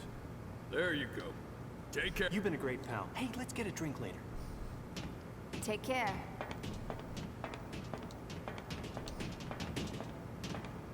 What a hero.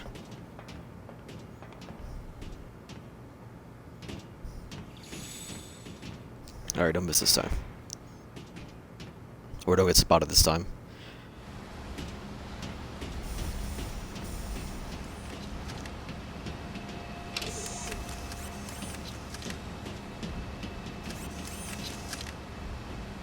There we go. Okay. Well, I can hear sound. Alright.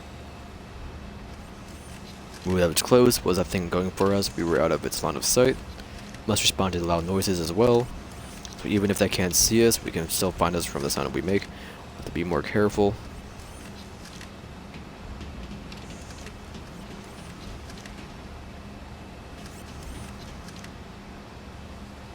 Look out, here's another one. We can't get past this, not if we can't even make a sound. Not, oh I know, how about we can use that can? They respond to the sound of a rolling pipe. You gotta kick that, then, well, try to kick it somewhere we aren't, okay? We'll have only one chance at this, just kick it in straight ahead, Kime.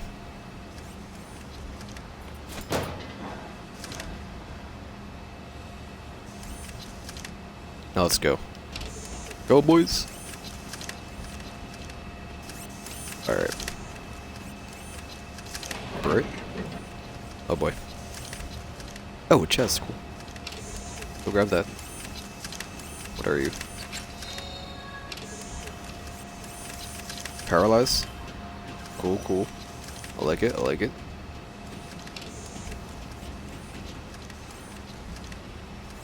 Gah, another one. Well, this is no good. There aren't any cans or pipes nearby either. We lock him in there. Hey, how about we close the shutter when it goes behind it? A shutter. Timing could be hard to judge. Nothing else comes to mind. You get the most brilliant ideas sometimes, Jansen. What do you mean sometimes? Shh, don't shout like that.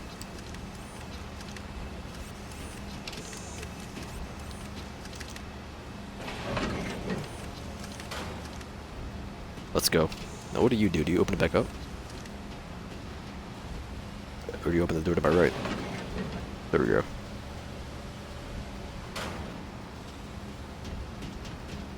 It's over this way.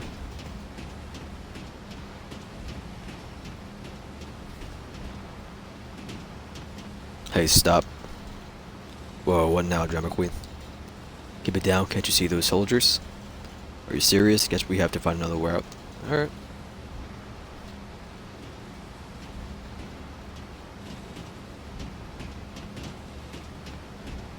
Is he something in his arm?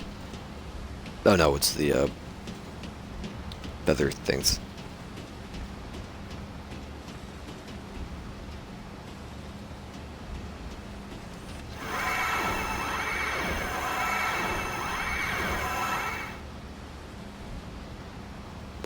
Whoa, did they find us?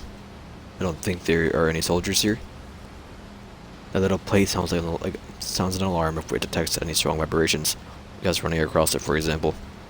A trap. That's bad news. If there were any soldiers nearby, we would have been goners. We may see some yet if we sit here and wait for him. Let's run out to set off any more alarms. Alright. Running over the light and floor, sound an alarm, hold down B and use left stick. Okay, yep.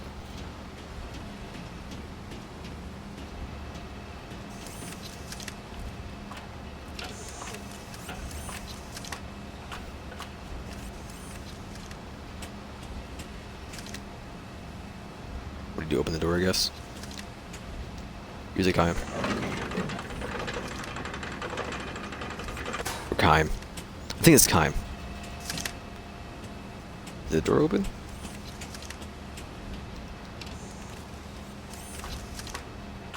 No, it didn't. Go up.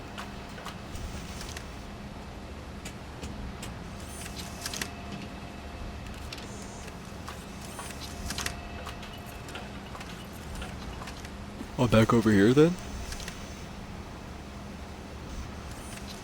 Was there always a ladder here?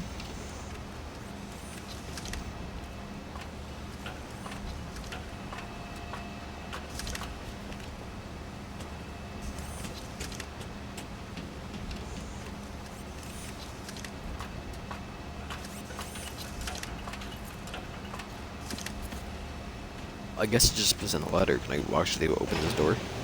Oh, okay.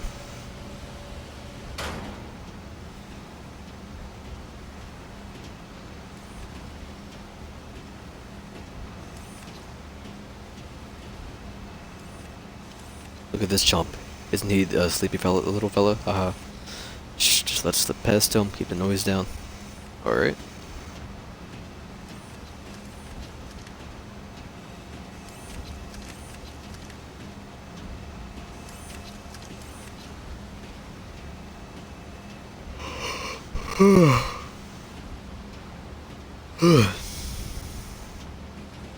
What are you? Adam?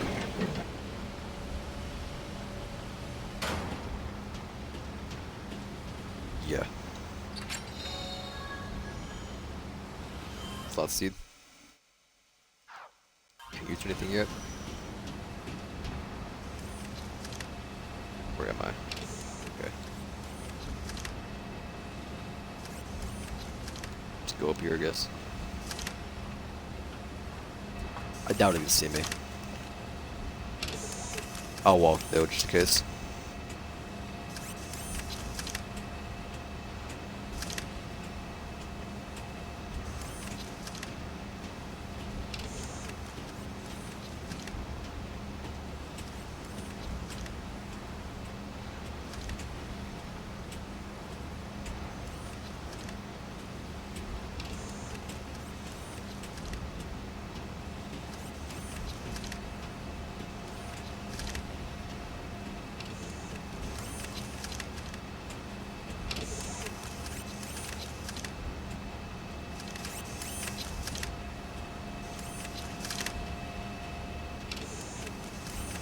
Okay, and what do you do?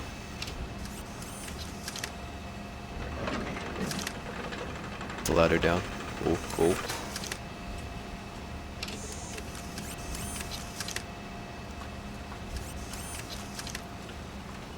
So what am I doing here? To get up top.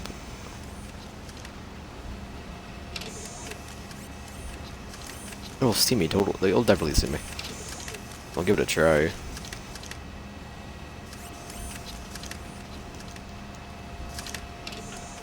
Or not. Okay. That works.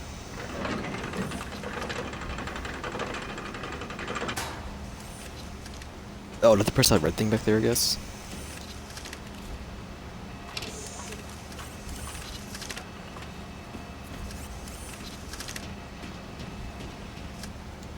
Yeah.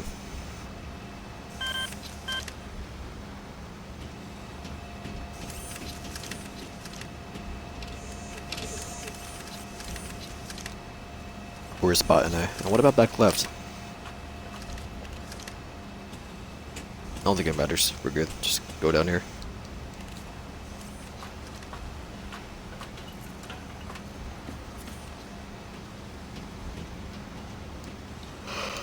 Operate. There we go. The elevator.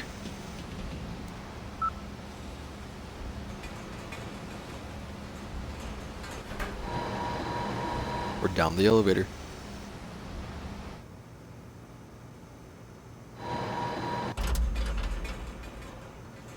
Guest area.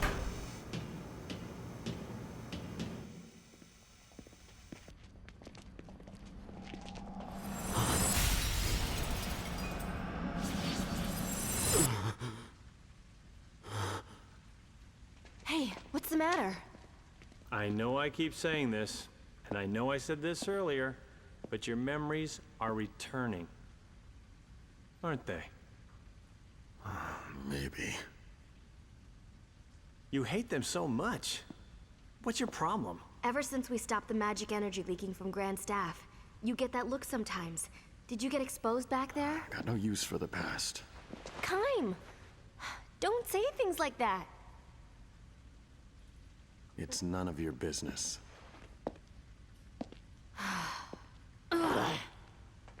Hey, great.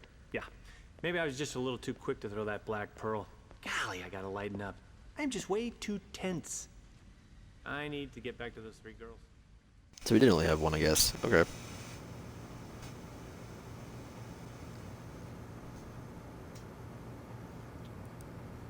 Load these into the lift. Yes, sir. Hey, look over there, our weapons. Load them. It just sounds so easy. What does he think my arms are made of steel? Of steel? Can't move all this stuff by myself. Okay, he's gone. Now we can get our weapons back. Well, that was easy.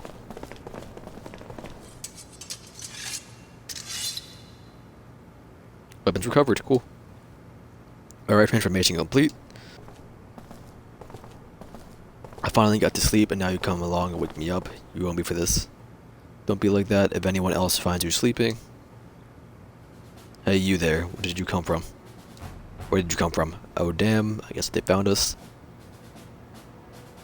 Not much choice left for us. Let's just take them out quickly. Alright, guys. Out of my way!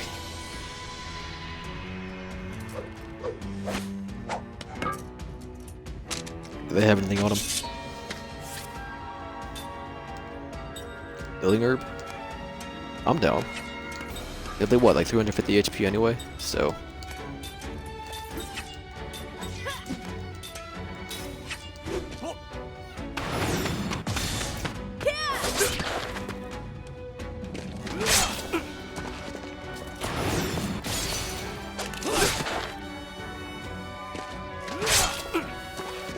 That's cool.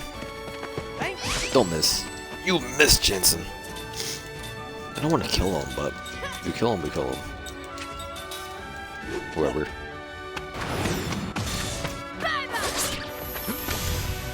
Yeah, I'm not gonna hit him. Killed him anyway. What a waste of time. Level 16. Did I ever switch out the other things? And healing level 2 light magic as well, so why? I got some new items. Accessories, I got this. Immunity to blind, and what else? That's it again. Immunity to blind.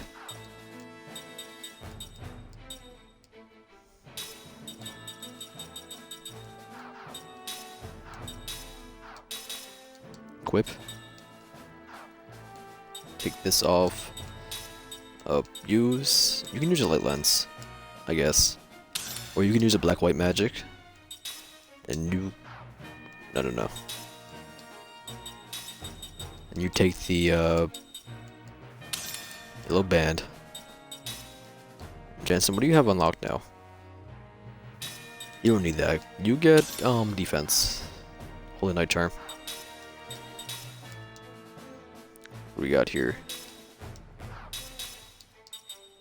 We're gonna learn that anyway, so what's the point?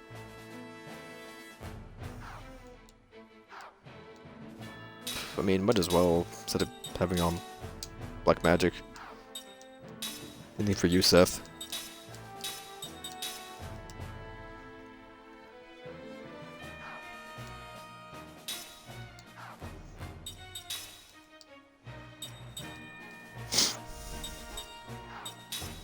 Spellbook. What's Zephyr do? Slowly recovers the HP of all allies. Sure paralysis, all shield, and poison. Formation's fine. Ring assembly's probably fine. Bio ring. Organic enemies. Aerial. Poison. Paralysis. That could be really good. Numbing. Small amount of enemy MP. That could be really good as well. Osmosis ring.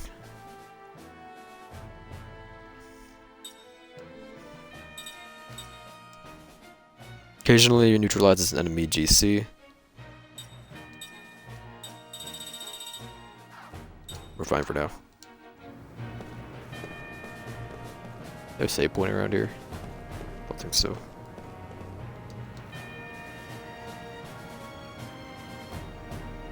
It won't open, let's try another door.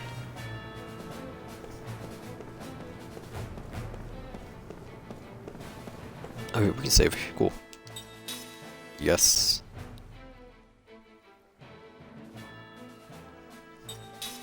$15. There we go. Tip, you can pause the game by pressing the start button. Thank you, Tip. I appreciate it. It's gonna be that door. It's locked, we can't go inside. Checking anyway, right? Please. Ooh. What are you? Angel's Plume. I believe we wasted 4 of those on that one fight when I get that one emblem. Or accessory. Locked.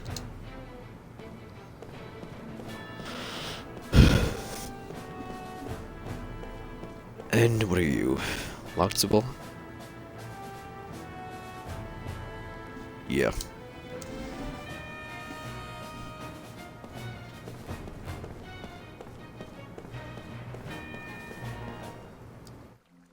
Shh. What's that? You hear that? Queen's room. Jensen! That's a harp. Yeah. Queen must be in there, right? I mean, no dude plays a harp. Yeah. Queen? Ignore it. It'll lead to trouble. Hey, I've got a sixth sense about these things. The Queen's gotta be hot. I didn't pay my respects. I mean, I'd have to turn in my man card. Time to work my magic. Idiot. What are you trying to pull, Jensen? Open up! It's no use. Oh, that moron. Do you know anything about the Queen? Well, from a long time ago. If nothing's changed since then, she's definitely someone I know. Looks like your own memories are returning. So you're not afraid of the past? No, I like the past. It's thanks to the past that I'm here now, right? If memory serves me correctly. She's someone from the past who made me who I am now. She smiled when she held out her hand to me, even when stranded in the middle of the ocean, faced by me, a pirate. She wouldn't show any fear. I felt a certain kind of strength and a special kindness from her.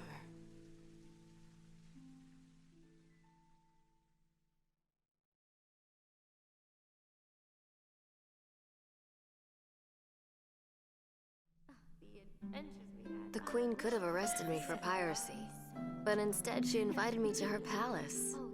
We talked about a lot of things.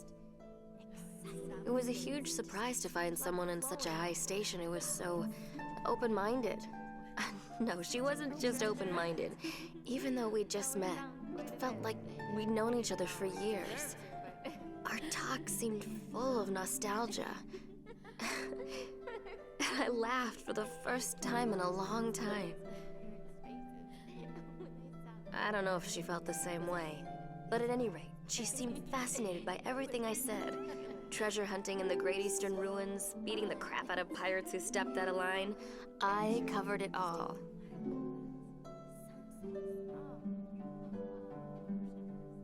Tell me about your life.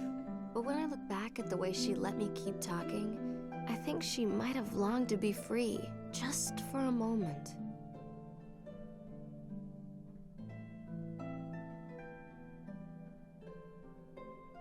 Here, take this. Scoring a queen's pendant without a fight. I must be really lucky today. No, I'm only lending it to you. The next time we meet, I want it back.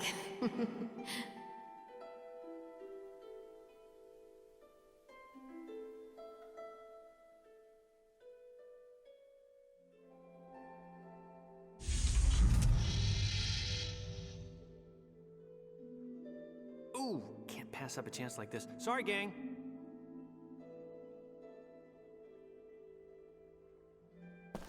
Can I not let them in? Go back, I'll never hear the end of it. So first things first, I gotta find the queen. Okay.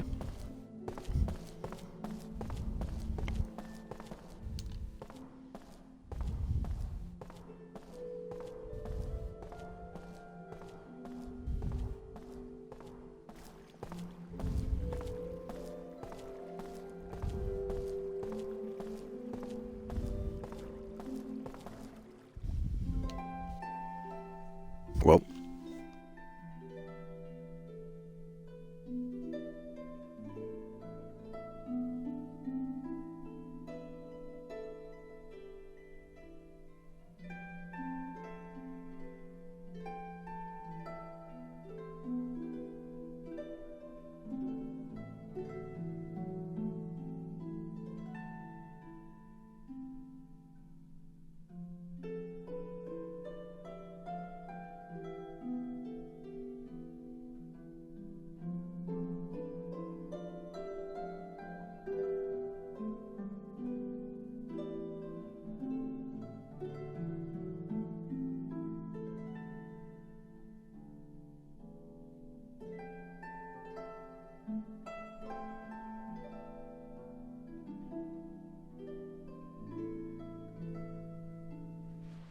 Oh, wait, Your Highness, please. I'm not dangerous. I swear. Whew, thank you so much. Please, just don't call the guards yet. Who are you? I beg your forgiveness, Your Highness, for the sudden intrusion. Jansen Freed, at your service. I am but a simple fool, drawn here by your lovely harp song. The White Boa is ordained away. Where did you come from? Any man who heard such an enchanting melody would grow wings and fly to meet you. Land or sea, just as long as he found you. Like this. Ah, I would very much like to know your name, Your Highness. Ming Numara. Ah, such a lovely name. And I've finally gotten to see you smile. Please, feel free to laugh at this simple fool. Just seeing your smile has made it worth risking your wrath at my uninvited presence. Is something the matter? Forgive my impertinence, but even though your smile shines bright, Your Highness, I also see loneliness. Your harp song you were playing earlier feels the same. It's as if it reflects your own heart. My heart? When you play, the melody radiates kindness and warmth. But sometimes it sinks into sorrow. That sorrow is what drove me to you and sparked a desire to smooth it away. What is that? I shall heal your sorrow. Please, trust me. If you remain here, your heart will only be stained with more sorrow. My heart. Stained with sorrow. Jansen, why did you really come? What a woman!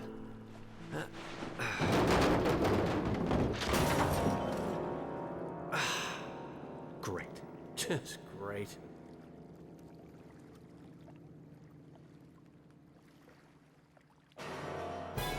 What was that?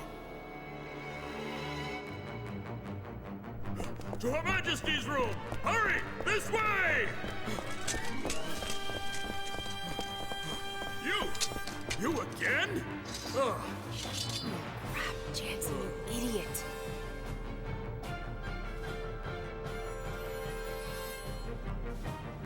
Crap, I hope no one heard that. Can't hear anything from here. What's going on?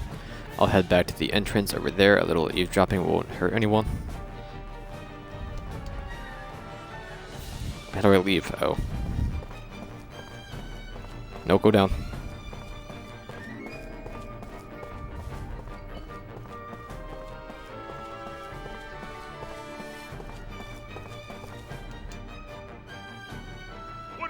here?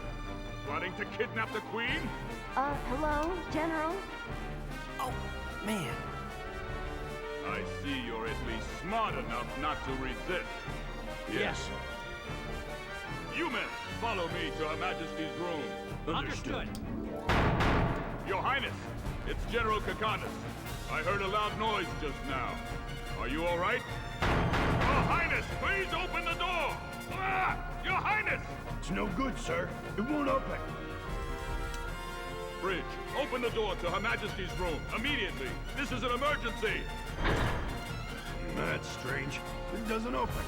Idiot! You open the emergency hatch! Ah!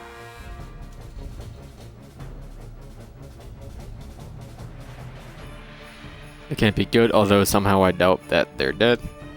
Let's just get out of here now, wherever the emergency escape I heard about.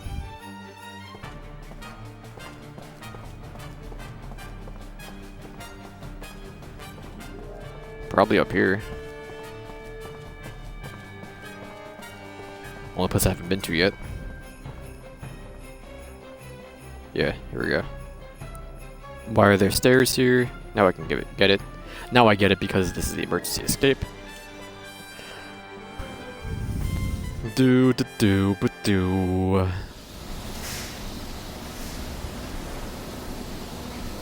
He's out here, huh? I better finish the finishing act before someone catches me. That's where the guards are, isn't it? So. Combat? This does not look As Johnson? fun. Okay. One guy.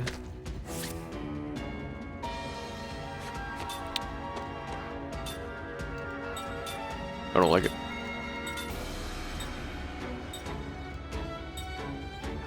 I don't know what to use on him. I don't think it matters. Do it, I dare you. Bird boy.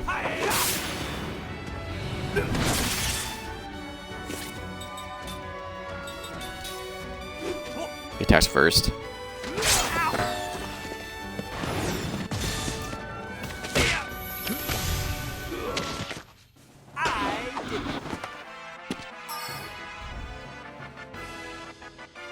Premise of Despair. Heal up.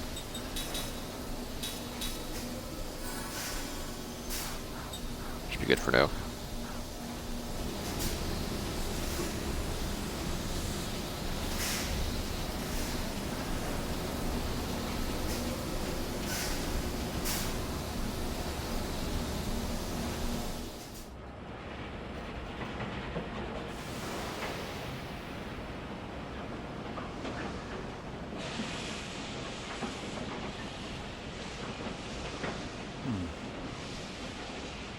It's as good as any place.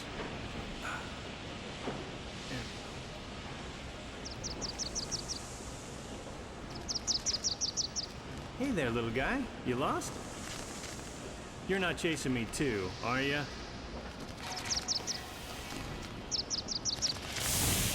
Whoa!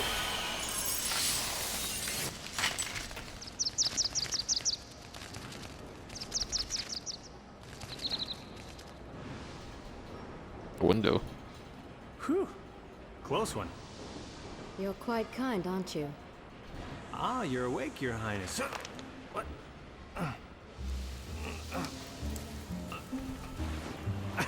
Okay, this isn't funny.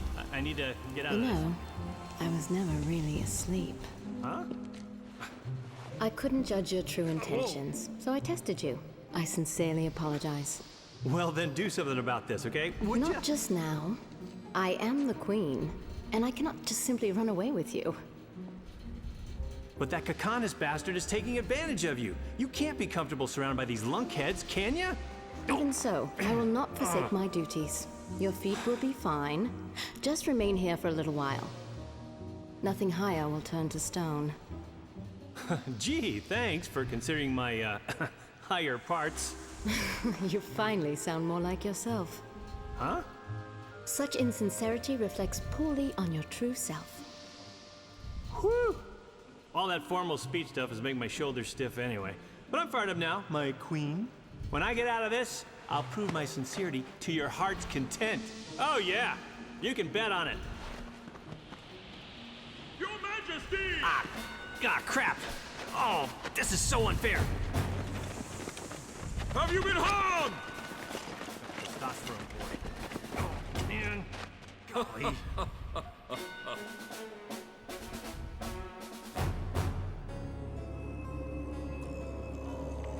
Gungor's mansion.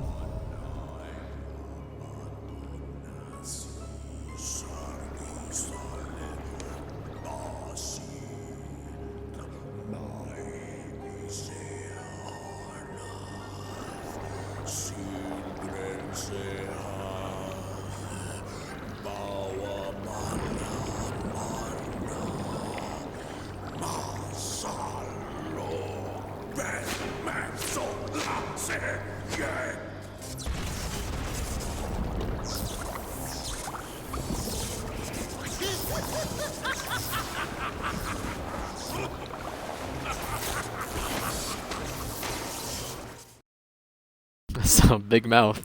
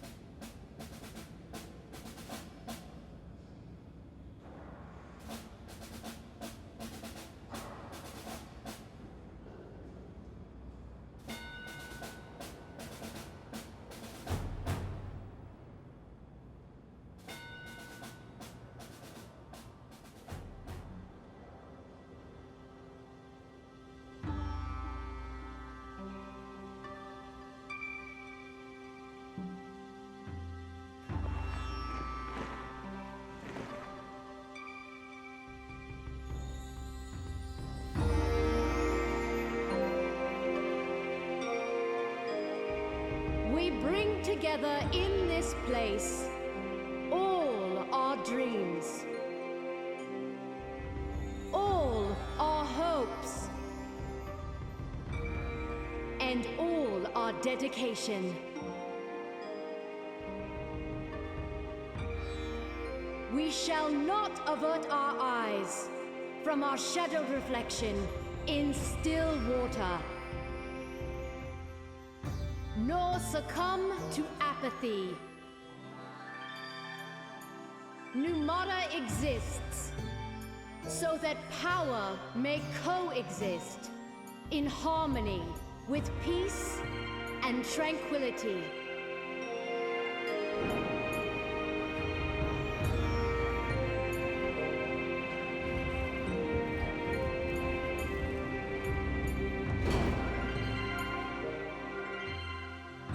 To show how our power can sow peace, I now release these visitors to our fair city.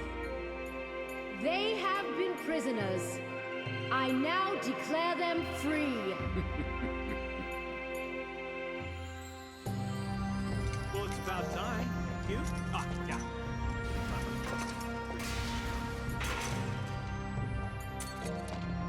Travelers, you are free to go. Ming! Ming?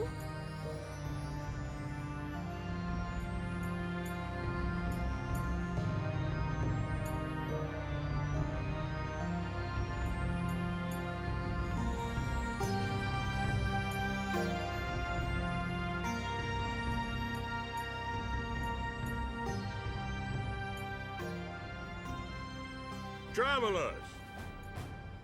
Thanks to Her Royal Majesty's leniency, you are now free to go. Now, move along! Royal Guards, dismissed!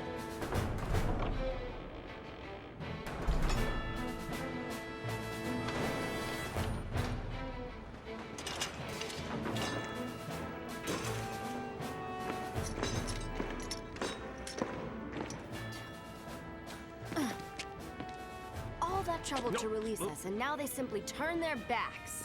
Well, I say it's great. I mean, we're free, aren't we? Oh, and it's all thanks to Ming. It bothers me that you speak so casually of the Queen. Is there something you're not telling us, Jansen? Did you do something to her? Wait, come on.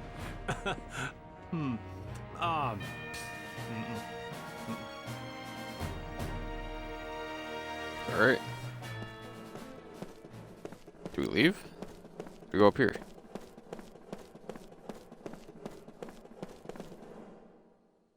I'm just going any further. Okay. Going back.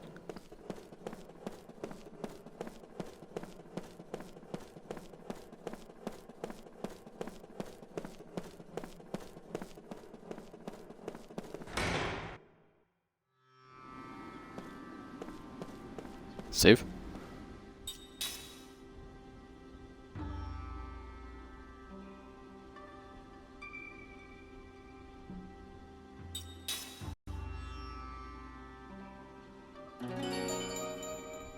There we go.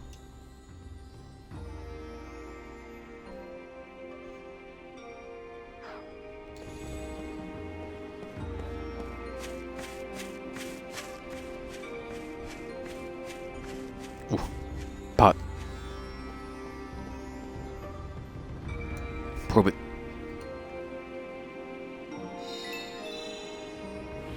$100 gold. Okay. Any more over here? Yes.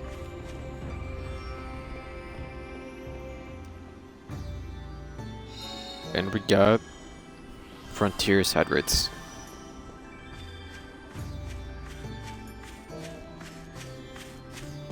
What's up here? Never mind. We'll leave it.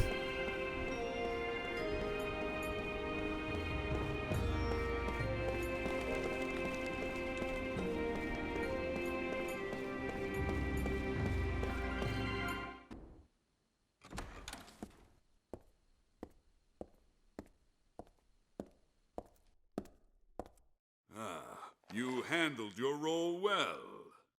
So, my performance was acceptable? Yes, Your Highness.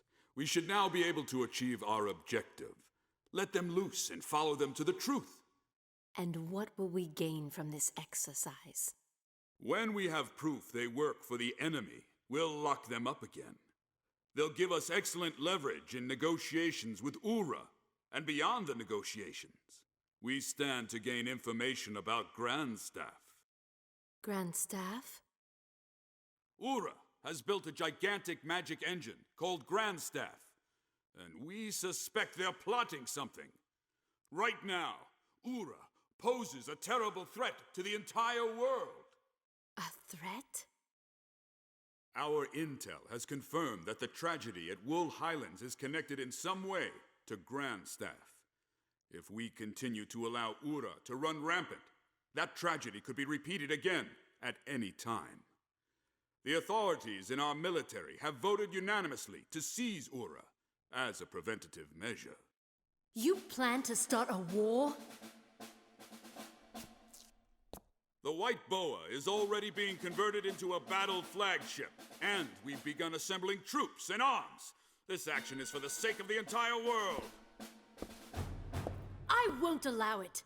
While your majesty may have other ideas, the people will surely approve these safety measures. In this present magic industrial revolution, your majesty's isolationist policy is pushing the nation to its limit. National isolation promotes peace. This new regime must be created for the sake of world peace. We shall spread your majesty's teachings, using our nation's military might. You think military force can avert violence? Would you rather see a meteor fall on Numara? If that were to happen, the people who so adore you would be reduced to ashes in an instant. No, the Grandstaff should not be in the hands of those simple-minded fools in Ura. We Numarans should control it. Then we can use it to maintain peace all over the world. Numara would become the most powerful, peace-loving country in the world. War is inevitable, Your Majesty.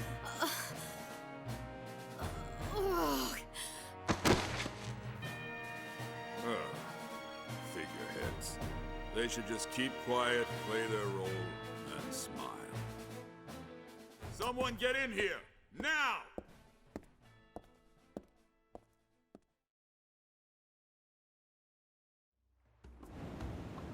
Alright. City of Numara. It's over here. Well, there's a shop up here I'm gonna go check out. Or that's a resting area. One of those two. 10 gold. And Aqua Bomb. Anything else around here?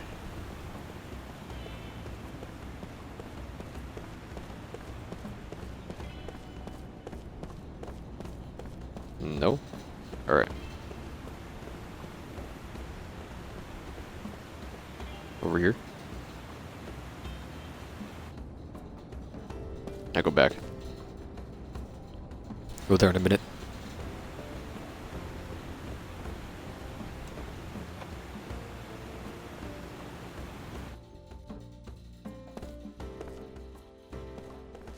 This is an inn.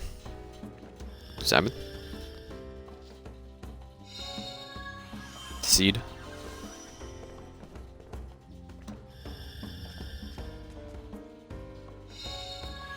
Seed.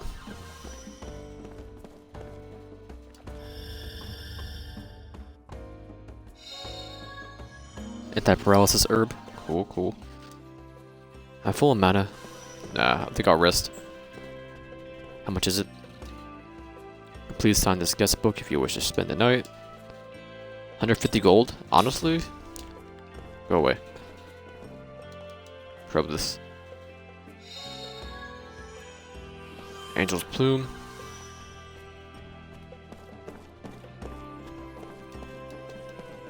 You know what? I'll sleep.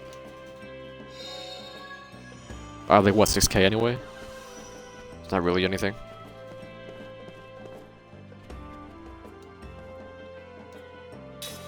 Yes, stay. Oh boy, no. Please. Oh, it's only a, yep, okay. Awaken.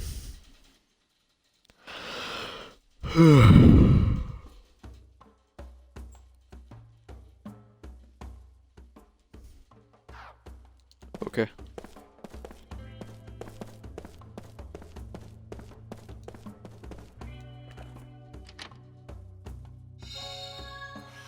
Ground bomb.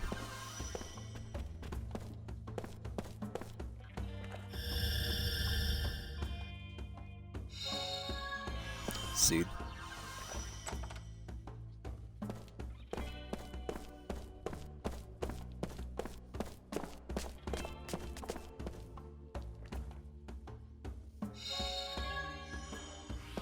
Six wheat stones.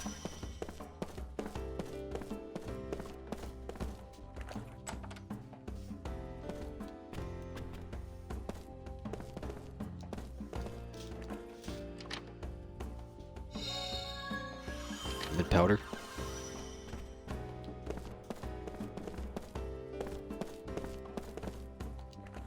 Was there a pot in my room? What I missed? Mana capsule. What's that do? Like increase your mana?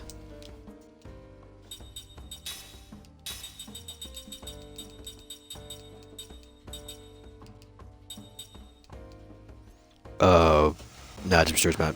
MP to one party member. Alright.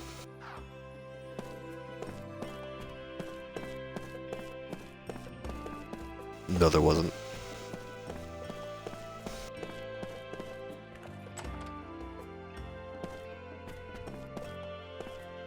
Don't mind me. Gonna look through your closet. 6 ore.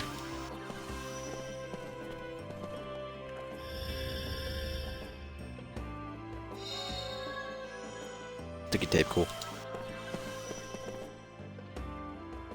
Everyone make sure you don't leave anything behind, okay? Ooh.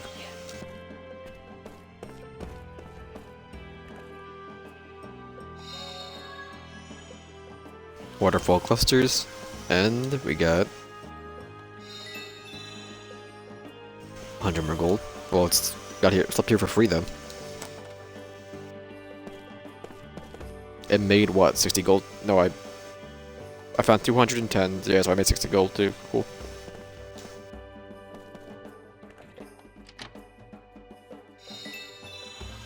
More gold and 70 gold here.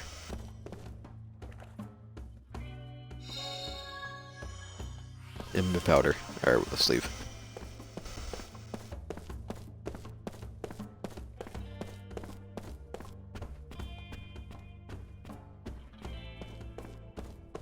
Look at that cap.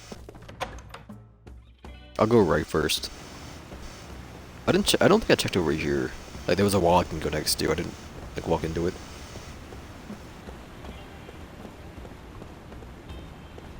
Nothing's over here anyway. Alright.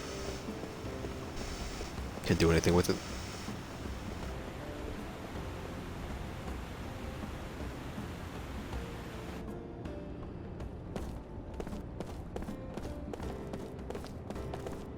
It's over this way.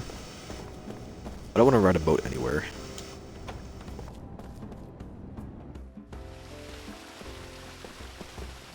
Or just Salam? Salam? Salam. Can I play you? No? Alright. There's nothing in here. Oh, pot.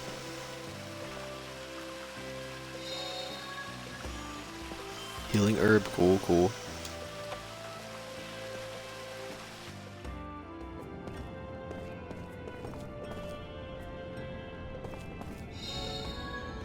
Seed.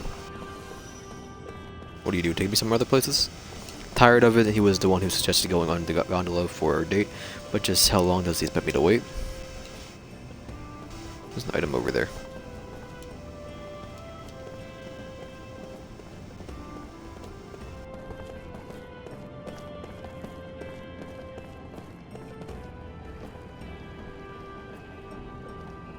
When I grow up, I'm going to be a mercenary. Why? Well, come on, aren't they just so cool? My mom says I gotta help out in the shop, but forget about that. If I was a mercenary, I'd be a million times more famous than a soldier.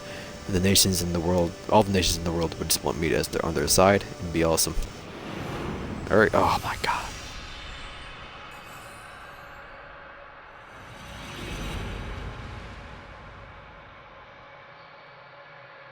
Dream.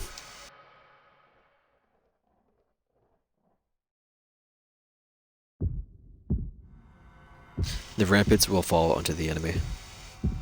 It is just a matter of time. They will mount their attack at dawn. The main body of the allied forces has already dawned from the front. Only the mercenaries are left behind the barricade. The orders defend it to the death. These men who have gone from the battlefield to battlefield know exactly what that means. The talkative mercenary. They've just left us here to die, chuckles with the one. Called Toma in the darkness too thick for a person to make out with his own hand. They want us to buy time so their main force can pull further back. We're supposed to be their shields, performing our final service for our employers. His dry, papery laugh shakes the darkness. Kaim says nothing in reply. Kaim says nothing in reply. Other mercenaries must be gathered there around them in the blackness, but all keep their thoughts to themselves.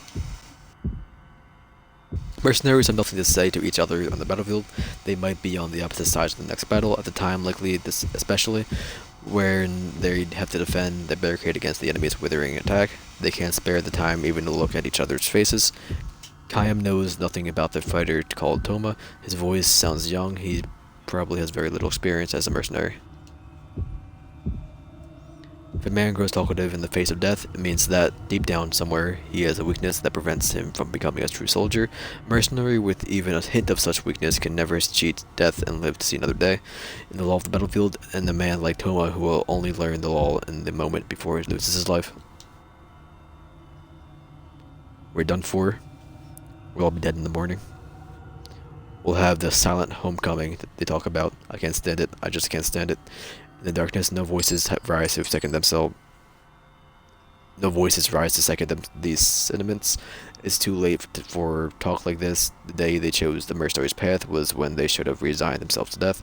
They sold their lives for a little money. They prolonged their lives a day at a time by taking their lives of one another after another. That's what a mercenary is, nothing more, nothing less. Hey, can anybody hear me? How many of us are here? We're all going to die together. We'll just be a line of corpses in the morning. Don't shut up now. Answer me. No one says a thing. Instead of voices, the silent darkness begins to fill it with a tangible sense of annoyance. Wordlessly to gather on the battlefield, wordlessly to fight an enemy, and just wordlessly to die. This is the rule of the mercenary, the aesthetic of the mercenary, if such an expression may be permitted. But Toma has taken it upon himself to abandon that aesthetic. I knew it was hopeless from the start. Headquarters didn't know what they were doing. There was no way of strategy like this could work. You know what I'm talking about, don't you guys? Well, we had to lose. It was total mess. I wish to hell I had joined the other side. Then we could have gotten the amount of cash for winning. We could have drunk ourselves blind. We could have had all the women we wanted. I could have gone either way on this one, but I picked the wrong side to fight on. Hey you, an older voice booms out of the darkness, an angry voice. Yeah, what? Answers Toma, his voice more vibrant now after having at last found someone willing to talk with him. As if to crush his momentary enthusiasm, the other man goes on. How about shutting up for a while? If you really want to run off of the mouth that much, I can send you to the next world a step ahead of the rest of us. I'm sorry. Instantly dejected, Toma falls silent and the darkness goes still again. The stillness is charged, however, with a deep tension, far deeper even than before Toma started talking. Veteran warriors know, watch out for the talkative men. Being talkative means trusting in words, trusting too much in words. Words are useless on the battlefield. You take up your weapon in silence, you steel yourself in silence, you fight in silence, you kill the enemy or he kills you in silence. All the mercenaries have lived this way, all but the talkative ones. A soldier who clings too desperately to words may cling just as desperately to something else. The sweet trap of betrayal, for example, or the seduction of desertion under fire, or the lure of madness. Khayyam has often seen pitiful mercenaries who, unable to endure the terror of being surrounded by the enemy, go berserk and attack men from their own side. Will Toma prove to be another such case? The possibility is great, and no doubt that other men are thinking the same thing too. In the stillness, they turn the same gazes towards Toma that they reserve for their confrontations with the enemy, looking for any signs of charge in the demeanor. The moment they perceive the slightest threat to him, a blade will soundlessly pierce his left side of his chest. Silence continues. Not even the usual all-night cries of insects can be heard tonight as they were last night. Perhaps the insects knew enough to clear out in advance of the enemy's strong attack. A thought reminds Khayyam that he saw no birds in the area yesterday either, although animals came to snatch food when the men first built this fortification. There has been no sign of them for several days now. Animals have mysterious powers for knowledge that humans have lost. This becomes painfully obvious from any visit to the battlefield. There can be little doubt that the animals have turned their backs on this barricade. Right about now, in some distant forest, a huge flock of blackbirds may be taking wing in search of human corpses stripped off their flesh. It's feast time, boys. They already know somehow one of the sun is already fully up. The battle will be over. If they don't get here first, they'll lose their feast to the flock from another forest. Their black bodies are hidden against the night sky. Those birds now are probably flying for all they're worth. Voice in the night, Toma's voice, weeping. Listen, you guys, I don't know how many of us are out there. We've been all going to die in the morning. Or most of us, maybe one or two, will live to escape. No more. Think about it. Those are lousy odds. You've all been through this before. You're veterans, war heroes. You're probably not scared. But even so, even if you're not scared, don't you think this is stupid, huh? Tell me. You've been through a lot more battles than I have. So tell me, what the hell we're here for? We don't hate the enemy. We don't owe the leaders on our side anything. But we've got to kill the enemy and follow our leaders' orders. And we're still going to end up dead. Tell me, you guys, don't you think it's pointless? Don't you think it's stupid? The only response to Toma is the impatient click of his tongue in the darkness, followed by someone else's sigh of annoyance. I can't take this any longer, says Toma. I hate this. And now he's sobbing. All I wanted was some money and maybe something better to eat, and maybe nicer clothes. I would have been happy with that. What a mistake I made, taking work like this. I should never have done it. Kayam keeps all of his senses open for a moment in the night. Aside from himself and Toma, 5 other soldiers are crouching down in the darkness. Not bad, are all experienced warriors. They would not have been able to put up with Toma's whining. Otherwise, they let themselves get angry and started shouting at him or grabbing him by the throat or wailing away at him. They would have just end up consuming their strength and energy before the work started at dawn. This is an assemblage of men who know how to keep their silence. The chances for life are that much greater, assuming, that is, that the talkative, weeping man does not become too great a burden for the rest of them. Still sobbing, Toma continues to curse his fate. Suddenly, something is different. Something stirs in the silence. This could be bad, Kayam thinks, sharpening his tensiveness still more. When dawn breaks, Toma will get out in our way. Because of him, the possibility for life will wither. Mercenaries know that, and because they know that, they might do whatever it takes for them to secure for themselves even the slightest added chance to live. I don't want to die here, I tell you. Not now, not here. Like a worthless dog. You guys feel the same way, don't you? Moonlight shines down from a rift in the clouds. For a split second, Toma's tears-stained face appears in the darkness. He is even younger than Kayam imagined from the sound of his voice. Practically a boy. The clouds hide in the moon again, and the blade, thick black darkness enfolds everything once more. A dull light stirs in the depths of the darkness. Without a word, Kayam darts when light towards it. He was able to gauge the distance between himself and Toma during the flash of the moonlight. Kayam grabs Toma's arm, something hard falls to the ground, the dull light flashes again, this time at their feet, and melts again in the darkness. A knife, driven by the fear of death. Toma was trying to slit his own throat. Toma twists away and tries to free his arms from Kayam's grasp. Kayam chops him in the solar plexus. Without uttering a sound, Toma passes out. With Toma slung across his back, Kayam strides through the darkness. Eventually, Toma awakes and thrashes his legs to the goose to get loose. Stop it, let me go. Kayam lowers him to the ground. Every once in a while, the moon comes out. Check your direction when that happens. Go straight towards the setting moon, Kayam says gently. What the hell are you talking about? It's the only way you can get out of here. Kayam has chosen the thinnest part of the enemy's encirclement. Of course, there is no guarantee that getting through here will save him. From now on, Toma will have to believe in his own luck and abilities. Are you coming too? Toma asks. No, I'm going back. You escape alone. Why? You come too. Let's both escape. Come with me. Toma clings to Kayam's arm as he pleads with him, but Kayam gives him a harsh slap on the cheek. The flesh of the cheek is too soft to belong to a veteran warrior. It is the flesh of a boy, a kid. We go alone. But why? To live, that's why. What about you? You want to live too, don't you? You should run away with me. You don't want to die, do you? Want to live? No, Kayam has no great desire to live. He lives because there's nothing else he can do. He lives because he has to. Toma is far too young, his own burden of life far too fragile, for him to know the pain of such a life. We live to fight. That's what mercenaries do. But, get the hell out of here, you're ruining it for the rest of us. You guys will never win this battle, so why not run away? It's our job to fight. With that, Kayam turns on his heels and starts back the way they came. Toma stands there, watching Kayam move away, and a moment later he himself darts into the western forest. To fight, or to flee. Kayam cannot know which holds out the greater promise for life. He also believes it is better not to know. Except, I hope you make it, boy, he mutters, walking on. The eastern sky is beginning to brighten little by little. Soon the enemy's all-out attack will begin. With the western forest, a few birds take to the air. Perhaps it means that a small-scale battle has started in the silence, or the poor young mercenary has been felled with his back to the enemy. Kayam does not look back or break his stride. He feels certain he has seen the talkative mercenary before. Before the war broke out, the boy was selling fruit in the market along the highway. He was a good boy, took good care of his mother, the women of the market were saying. Live a long, full life, Kayam wishes for the boy as he himself walks on, glaring at the lightening eastern sky. Alright, that's like what, 7 out of 39? It's coming along.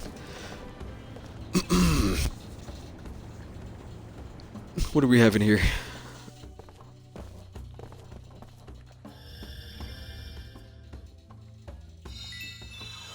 10 gold.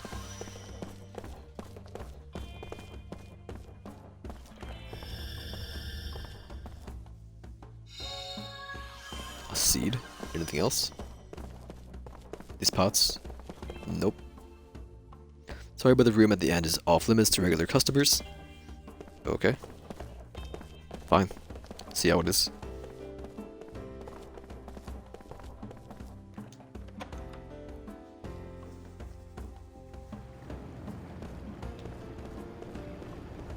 Back here. I'll grab the seed. I grab this one too? Nope. Grab you. Seed. On the ladder.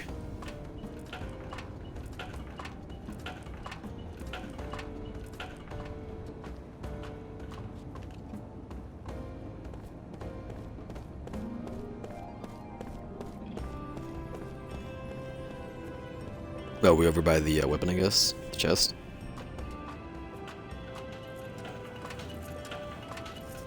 There we go. Or at another one off the one we were going to. What are you?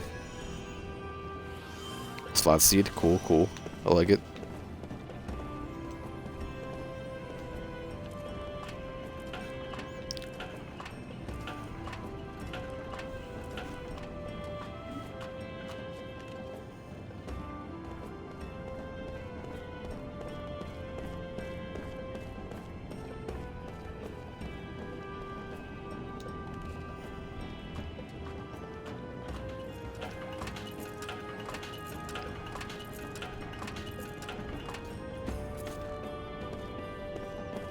Alright, so what do you have over here for me? What are you selling?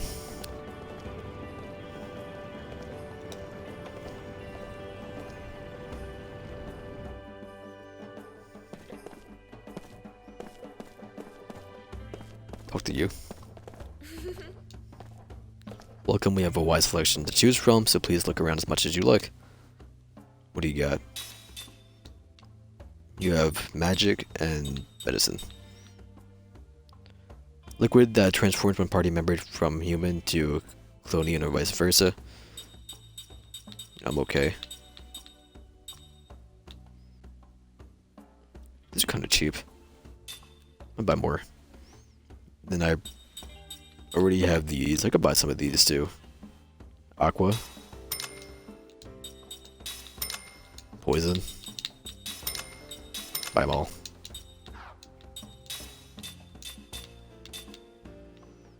Do you not sell your valuables, I guess? You sell these. Everything but this one. If I wanted to. No, we're fine for now. Hold on, go back in. What's in the back?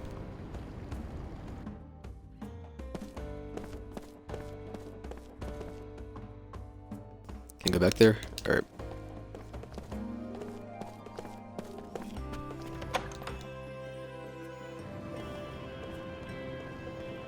And what's back here? Fruit. Seed. Grab the seed. There we go. Locked.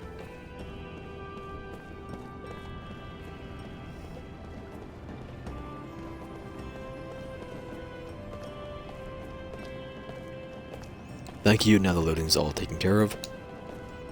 But are you sure this is okay? Won't the captain yell at you if he finds out how much you've helped me? Don't worry about it. This sort of thing we can handle it in the flash. Yeah, think of it as payback for all the hot lunches you made us. If you need any more help, just give us a call. Oh, you gotta be kidding me. Yes, read it. A dream has been revealed.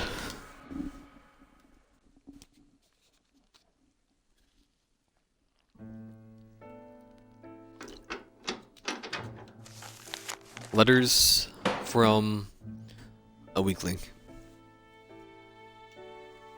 Once there was a woman who came from a foreign land to marry into an old family. Her husband was from a tiny village in the mountains, but he was working in a thriving harbor town abroad when he met and fell in love with her. At this time he asked her to marry him. His father in his home country collapsed and died. Being the eldest son in his family, the younger man had no choice but to return to his homeland, taking her with him, of course. Her name was Mina. This was not a name used by the woman of his homeland. Indeed, her name was the only thing about her that was different. The color of her skin, hair, and eyes, and the language she spoke were all different. Had this young man's hometown been a harbor city where the people of many different lands crossed paths, there would have been nothing unusual about this. In such places, there were any number of homes that welcomed foreign men and women to the family, generations after generations. But this is about as deep in the country as you can get, the young man told Khayyam, sighing on the night that he made Mina his wife. Khayyam had rushed here all the way from the harbor town in the far country to attend the wedding. At the banquet, the young man had given Khayyam a look, and the two had slipped away from the festivities. They were standing in the garden, looking up at the night sky. When the eldest son marries, his wishes are of no importance. What matters is family. The two families negotiate the engagement, and a bride is chosen who is acceptable to the groom's parents. That's how it was with my parents, and my grandparents did the same. I know what you mean, Khayyam said with a nod. Judging from the formal wedding ceremony, it was easy to imagine the high conservative nature of the area, and just as easy to imagine that the relatives had not welcomed Mina into the family. Alex, Khayyam said to the young man. Yes, the young man answered, still looking up at the sky. You are the only one who can protect me, Mina. Who can protect Mina, you know. I know that much, Khayyam. Mina is a wonderful girl. I know that too, of course. The three were good friends. Khayyam and Alex had worked together offloading ships at the same pier, and also together they had often gone to the neighborhood where Mina worked in an outdoor stall. Even now, Khayyam retains the bittersweet memory of Alex and Mina struggling to communicate in each other's languages. You know, Khayyam, Alex said the night under the sky. I think you sensed it too, but Mina was driven less to me than to... Khayyam cut him short. Never mind, he said with a pained smile. Of course Khayyam knew how Mina felt, and if he had responded to her feelings, she and Alex would not have been married here today. But Khayyam had held back. Instead, he urged Alex to pursue his love for Mina, and help the two come face to face. He felt no regrets about having played the part of an unlikely Cupid for them. Destined to continue his never-ending journey, Khayyam was unable to love Mina in return.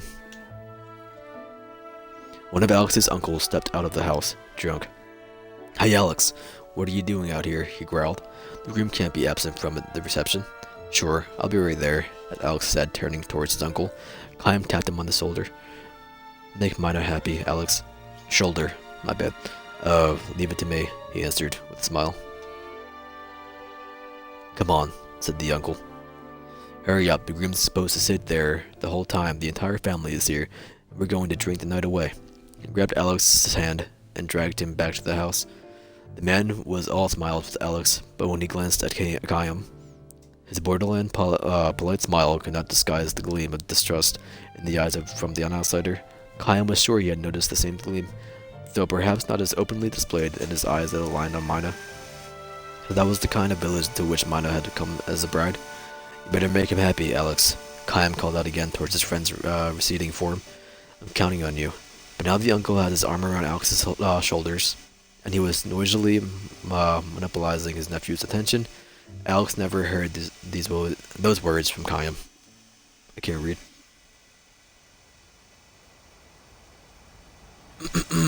It was 3 months later when Alex came to visit Khayyam at work on the pier.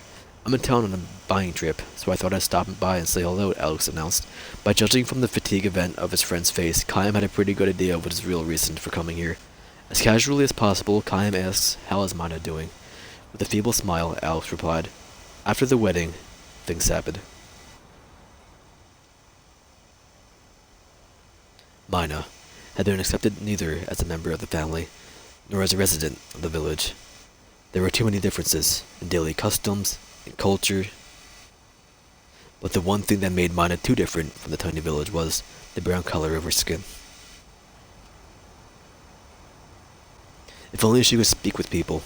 Mina was trying her best to learn her language, but my mother and the other relatives make no attempt to learn hers, not so much as a good morning or a thank you. They insist it's up to the daughter-in-law to do all the adapting. Still, Mina was working hard to draw closer to Alex's family and birthplace. She would be the first one out of the fields in the morning, work without the break until the sun went down, and do sewing until late at night. She would try to talk to people in the local dialect that Alex had taught her, using gestures and body language, and she would apologize profusely, with abject smiles whenever she failed to understand what they were saying. Chaim could easily imagine Mina going through these exertions, which made Alex report all the more painful to him. You should come to visit us now and then, Chaim. Mina would love to see you, too. Chaim responded vaguely with a silent nod. When Alex added, I want you to come and cheer her up, he said nothing in reply. What's wrong, Chaim? Are you angry? I'm not going to visit. Why not? You promised me that you'd make her happy, remember? We agreed that you're the only one who can do that. But still, sorry, I haven't got time for this. I have to get this ship loaded before it sails at sunset. With his curt dismissal, Chaim turned away and continued working. Alex stared at him from behind, looking frustrated and confused. Chaim could feel his friend's gaze on his back. Yes, he could feel it. He kept working without another backward glance. Eventually, Alex gave up and left. Neither man spoke words of farewell. A year after the wedding, Mina gave birth to a son. The boy had brown skin like his mother. He had just started crawling when Alex visited Chaim again. There was talk of a divorce, Alex said. There's nothing wrong with our relationship. Mina and I love each other, that's for certain, but my mother and the relatives say there is no way that they can accept a brown-skinned child as the family heir. His existence supposedly harms the marriage prospects of my younger brother and sister too, so they want us to send the baby to Mina's family. It's gone that far. Alex had lost a great deal of weight. He was obviously living with much pain every day, trapped as he was between family and Mina. None of this made sense to Chaim. However trapped Alex might be, as long as he was firm on what was important to him, there could only be one answer to his family's demands, and he should be able to arrive at it without anguish or confusion. I know how strong you are, Alex sighed, speaking to Chaim's back as Chaim went on hoisting huge, spine-snapping crates in silence. The longshoremen here were well paid for handling crates on their own, loads that it would take 3 ordinary men to lift. The daily rate was calculated by the number of loads each man lifted, so asking for help would result in a pay cut. For this reason, Chaim and the others never complained or asked for help. They would lift even the heaviest loads by themselves. Alex had been like that too. If someone nearby asked him, are you going to be okay with that, he would be all the more determined to do it on his own. Fine, he would smile. Fine, he would smile, and, gritting his teeth, he would lift the giant load. But Alex was not like that anymore, starting to think that maybe, in the long run, tying Mina down to her life in my village is just going to make her unhappy. My relatives say they'll support Mina and the baby, so it's not as if I'd be abandoning her or chasing her away. It's just that, for both of our sakes, starting our new life. Having finished piling crates on deck, Chaim turned towards Alex for the first time. He was looking down at Alex on the pier. And you're alright with that? Huh? If you're convinced it's the right thing, then go ahead and do it. It's not for me to interfere. Alex's features distorted under the impact of Chaim's words. Chaim said nothing more, but went back to work. His anger and frustration were reaching the boiling point. Alex had no idea that Mina had been writing to Chaim on occasionally since shortly after the wedding, about the hardships she had been facing in the home of her husband's family. She said not a word. Instead, she would spell out how happy her current life was and declare repeatedly how much Alex loved her. Always the letters written like this. I'm sure you, too, must be living happily, Chaim. This was why Alex's report of the situation at home had filled him with such intense anger and frustration. He had never answered Maya's letters. He felt certain that if he were to write to her, whether with words of encouragement or comfort, or even playing along with her sad lies, something important that gave her spiritual support would snap into. Come see the baby, Chaim, Alex pleaded. Mana would be thrilled if you do that. Instead of responding to Alex, Chaim called out to him from our deck. See the crate over there? Can you lift it? The crate near Alex was the same size and weight as the one that Chaim had just loaded onto the ship. In the old days, Alex would not have hesitated to carry it up to the ship, every muscle in his body shuddering. Now, however, Alex gave Chaim one timid glance and, smiling to hide his embarrassment, said only, not me. Chaim said nothing more. He felt strongly that their long friendship had come to an end. Though, in fact, for Kayam, whose life would go on thoroughly through all eternity, it had been nothing more than a momentary acquaintance.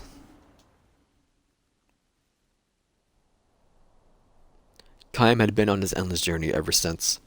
Now and then he thinks back to those bygone days. Both Alex and Mana long ago came to dwell among his distant memories, the kind of memories that arrive with a deep sense of bitterness, and they are there to this day.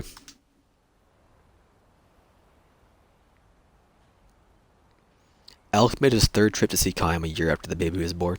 Having wasted away to a mere shadow of his former self, Alex stared vacantly at Kayam, and his voice lacked all intonation as he announced Mina's death. She had killed herself, hanged herself in the barn. Kayam was amazed at his own detachment as he took in Alex's words. Mina's letters had stopped coming several months earlier. Either she no longer needed to spin those sad little lies about being accepted by Alex's family and the townsfolk, or she had lost the strength to invent them anymore. In effect, it was the latter. Kayam was learning now. To the very end, she could not only accept anyone except her, my mother, my family, or the town. Alex said tearfully. She was all alone, finally, to the very end. Without a word, Kayam punched Alex in the face. Alex seemed to know and accept the fact that the punch would be coming. He did nothing to resist or defend himself. The fist hit him full on and sent him sprawling in the road. Why? Kayam demanded to know.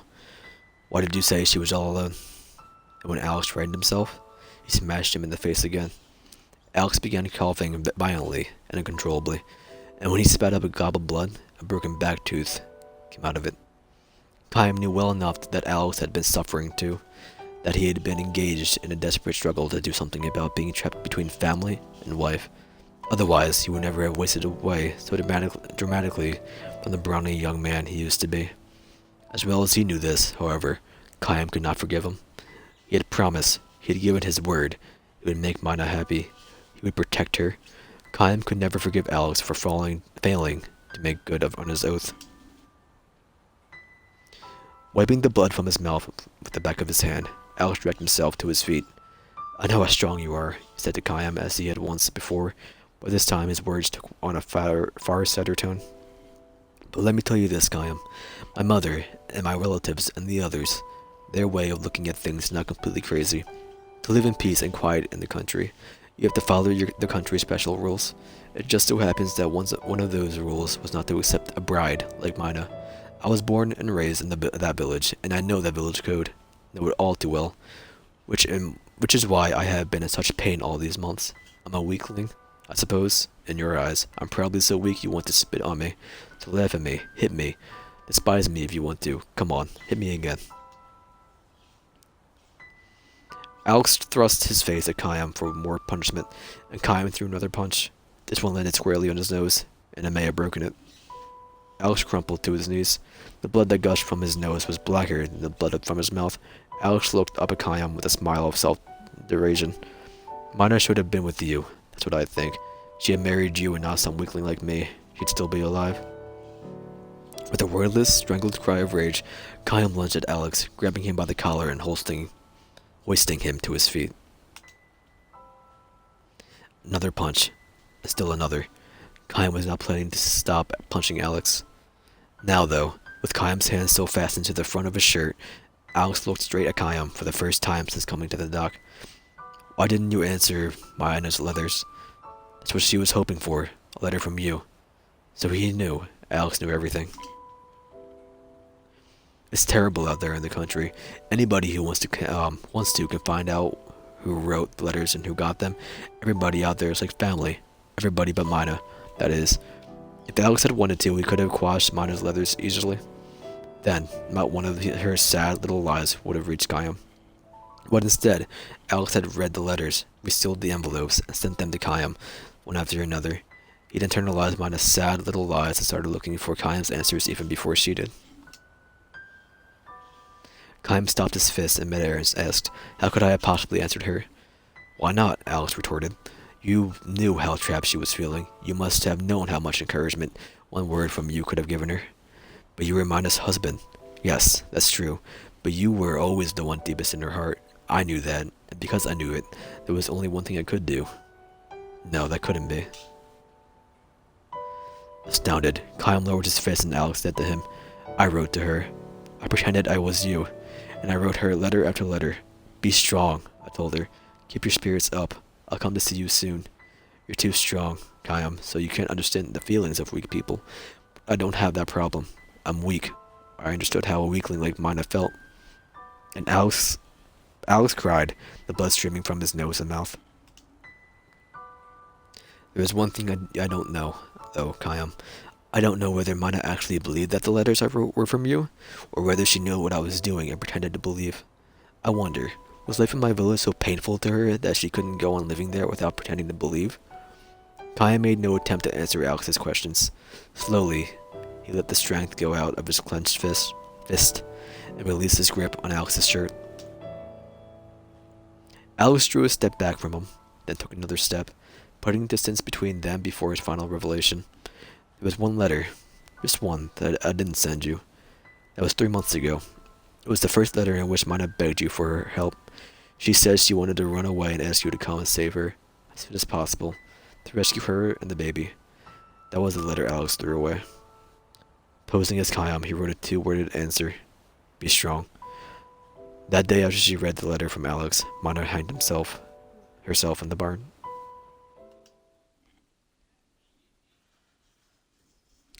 Kayam stood rooted to the spot, crestfallen.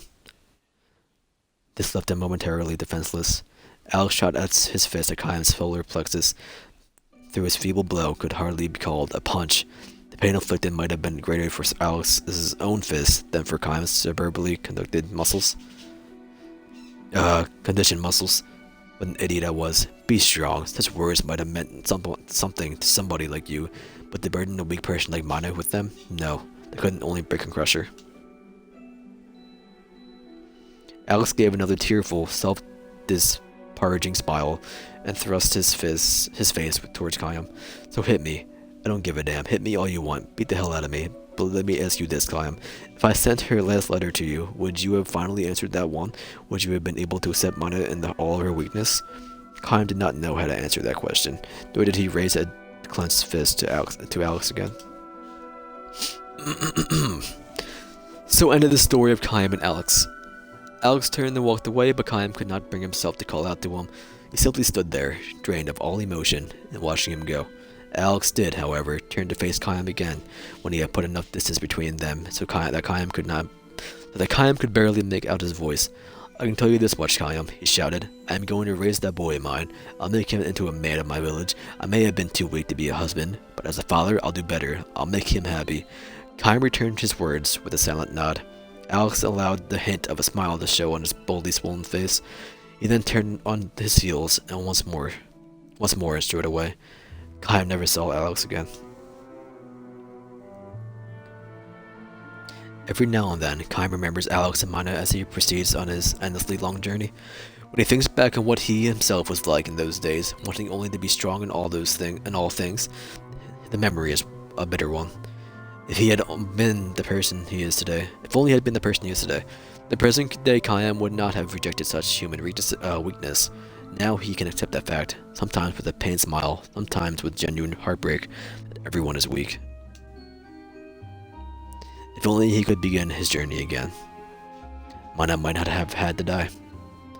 But this is no more than a hopeless dream. He meets them only once, and they are gone forever. The mortals, the humans, the ones without eternal life. This is what makes them all the more dear to him. This is what makes his breast burn for them. Aware now that he has failed to love humans' weakness throughout his battles and his wanderings, Kayam turns his steps towards Alex's old village. Alex himself, of course, is long since dead, but Alex's descendants, he can tell at a glance, they are brown skin. Brown-skinned youths are the ones in charge of the village festivals. Brown-skinned old women teach girls how to weave floral decorations. Brown-skinned children and those who are not brown play together in the innocence free of care. Perhaps this can comprise a tiny epilogue to the story of Alex, Kayam, and Mana. The graves of Alex and Mina lie side by side atop a low, windswept hill. Kaya picks flowers from the field and offers them as a doomed couple's graves before returning to the road. What is human strength after all? Kaya still does not know how. Okay. Kaya still does not know the answer to this question. And this is why, again, today his journey must go on. Story number 8.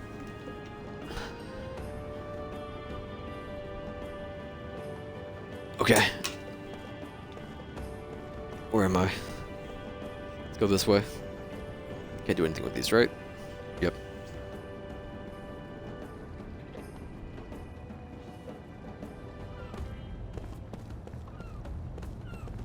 I didn't get everything over there, but whatever. Like, I saw the one chick's, like, date or whatever on the other boat. I don't know how to get over to him, though. What are you?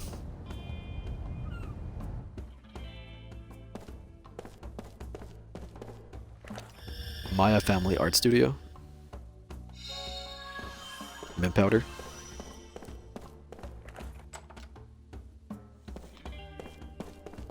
Oh, I missed a pot over there. Back and forward in a minute. Healing herb. That's it. And what are you? 10 gold.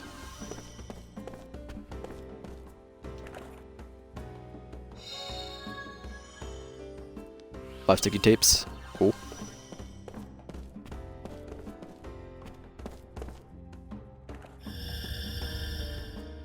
Alright, what the hell is this? Mysterious perfume. Okay, what is this? What are you building here? What do you think of this sculpture? Isn't it just mesmerizing how the lines meet with the surface? I mean, sure.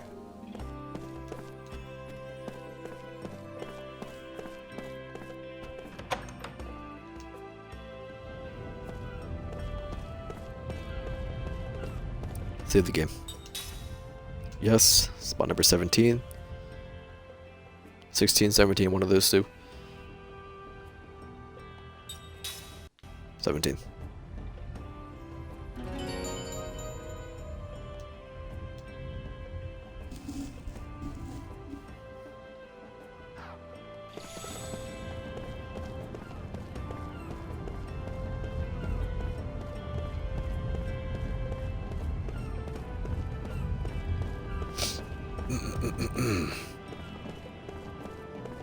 What do we have over here?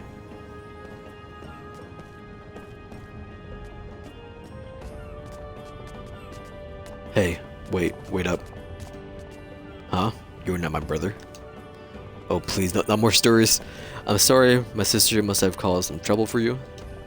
Look, you're gonna get lost if you keep that up. I told you to wait while I got you the balloon, didn't I? Oh boy. Here we go.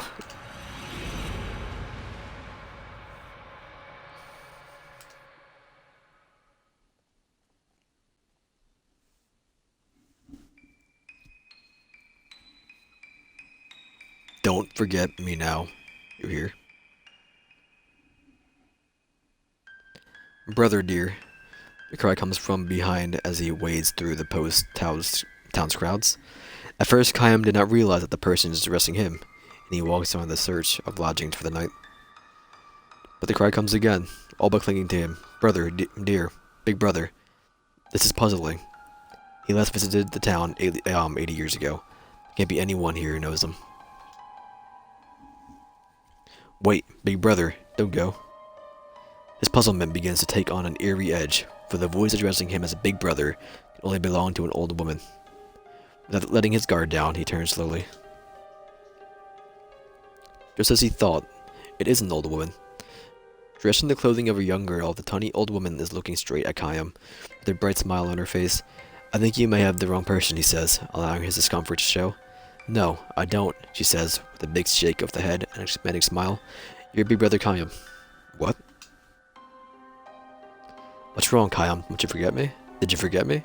Well, I mean, you can't place Even if he were to succeed in doing so, he knows he has no acquaintances in this town.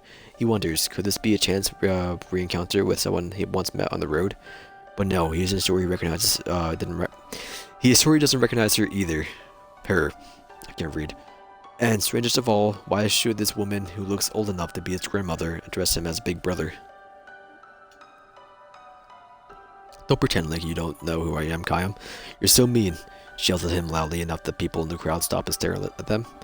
It is not just the fact that she is shouting, of course, people always have this to shout to be heard in these crowded streets. That alone would not attract attention. The old woman's voice is different from a normal adult yell. It is like an innocent, unrestrained cry of a little girl who throws her whole body into her scream.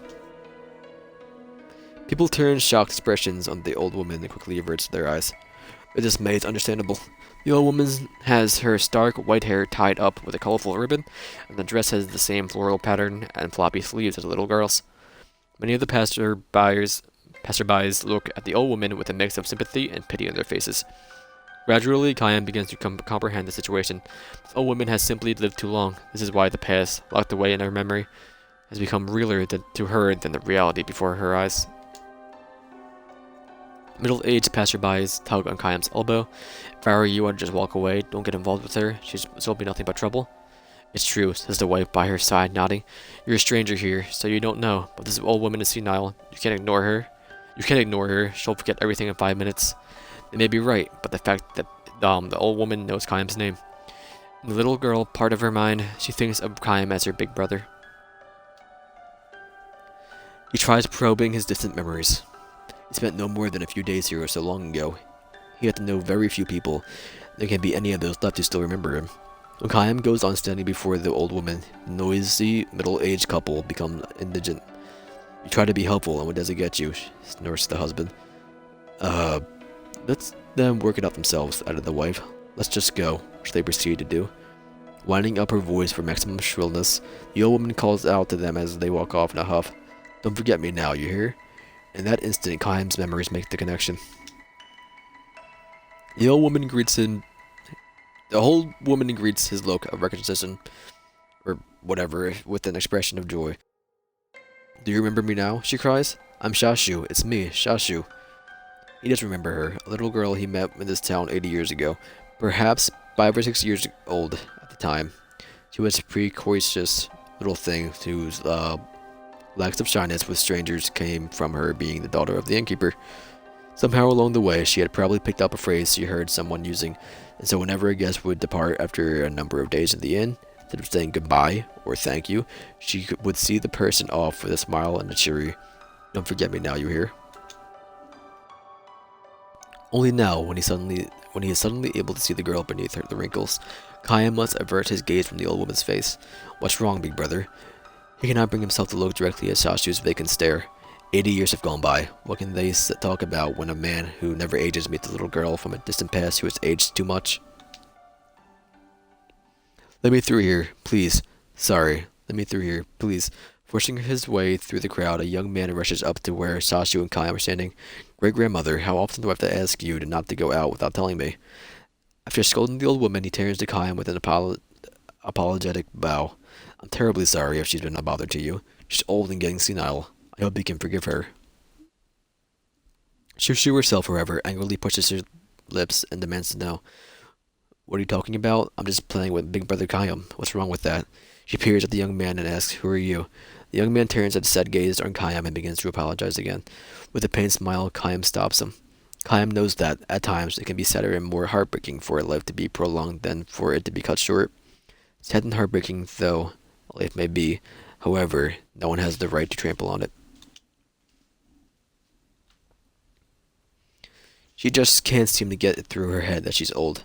Even if I hold up a mirror to her, she asks, Who's that old lady? The young man, whose name is Krashesh, further explains the situation to Kayam.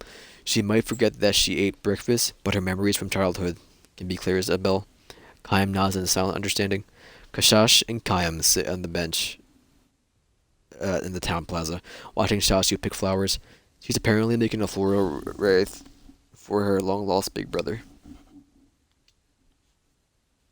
But really, sir, do you have time for this? Weren't you in a hurry to get somewhere? No, I'm fine. Don't worry. Thanks very much. He smiles for the first time and says, I haven't seen her this happy in ages. The young man seems convinced that his great-grandmother has encountered in Kayam a person who resembles someone she knew as a child. Kayam allows him this. He knows that Kashash cannot and need not imagine the existence of a person who never ages. Her health has really deteriorated lately. Whenever she runs a fever, we wonder if this is going to be the end for her, and we prepare for the worst. But then she springs right back. Sometimes we joke that her mind is so far gone, she's forgotten to die. Kayam sees the young man in profile. Kashash has a gentle smile on his face as he speaks of his great-grandmother. No doubt, when he was little, she used to hold him and play with him. Grown up now, Kashash watches over his great-grandmother, like a parent watching his own child.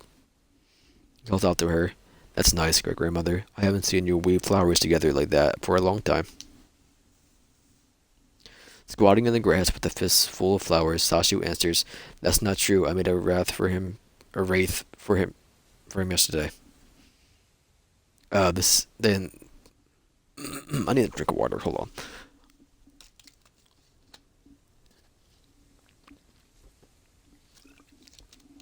Then she says to Kayam, Isn't that right, big brother? You wore it in your hair for me, didn't you? Kayam cups his hands around his mouth and calls back to her, I certainly did. It smelled so nice. Shushu's face becomes a mass of joyful wrinkles. Overcome with emotion, Kashash bows his head. Kayam asks Kashash, Are you the one who takes care of her? Uh-huh. Me and my wife, Cynthia. How about your parents? Or even your grandparents? Are they still living? Kashash shrugs and says, I'm the only other member of my family left alive.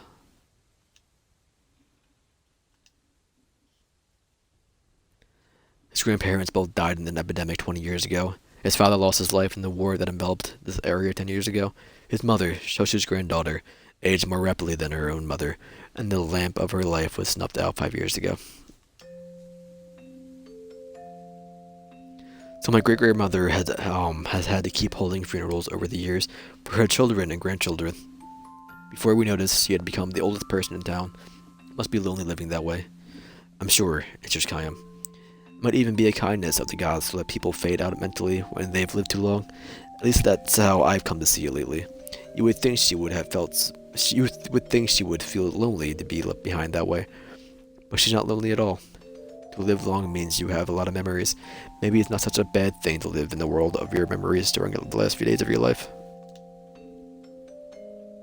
Shashu stands up, her arms full of flowers. Big brother Kayam, I'm going to make a floral wreath for you right now. If I have any flowers left over, I'll make one for this other person too. Kayam and Kashash look at each other with bewildered smiles.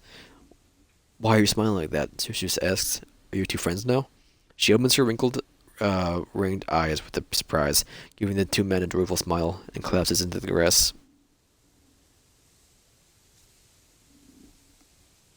Kashash starts to run for a doctor, but Kayam grabs his arm and holds him back, saying, You better stay with her. Ironically, Kayam, who can never truly know what it feels like to age, has been present for that very reason at Callan's deaths over the years. His experience tells him that Sasha will not recover this time. Shashi is lying on her back, where she has fallen. Her armload of flowers now spread over her chest.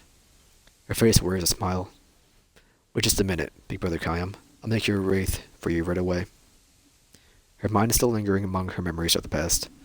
Will she stay like this to the very end? Keep fighting, great-grandmother, don't let go. Kashash clings to her hand, tearfully shouting encouragement, but she may not even realize that this is her own great-grandson. It's me, great-grandmother, it's me, Kashash. You haven't forgotten me, have you? I bathed you last night. You know who I was then, didn't you?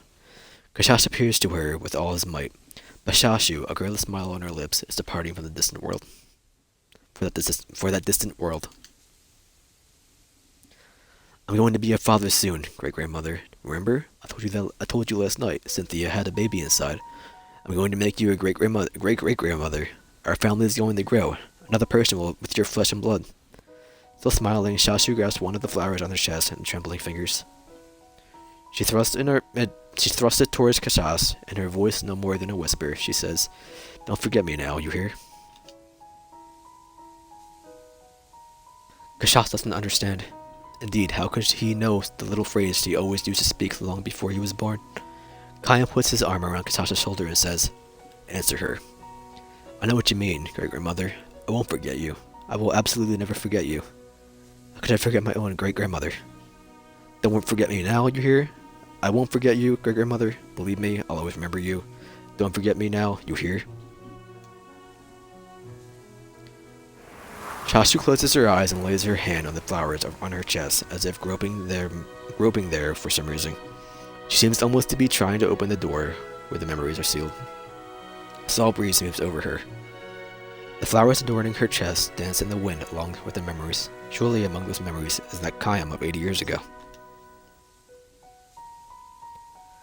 Kayam snatches at one of the petals dancing in the wind, closing it in the palm of his hand. Shashu will never open her eyes again. She is left on a journey to a world where there is no past or present. The only ones she has left behind are Kayam, who will go on living forever, and Kashash, who is about to welcome a new life into the world. Clinging to her course, Kashash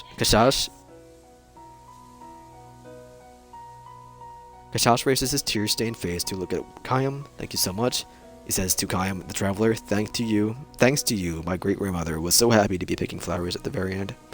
"No, it wasn't thanks to me," Kayam says. He closes his fist on the petal in his hand and says to Kashash, "I'm sure if she had made a wreath, she would have given it to your sweet new baby." Kashash slowly cocks his head and mutters, "I hope you're right." But then, smiling through his tears, he declares, "I'm sure you are." "About that promise you made to her, be good and don't forget her." "No, of course not." People go on living as long as they remain in someone's memory. With these words, Kayam begins to walk slowly away. Behind him, he hears Shashu's voice. "Don't forget me now, big brother Kayam. You hear?" It is the voice of a little girl from 80 years ago, ringing ever clear, sweet, and innocent, declaring farewell to the man who will travel life forever. End.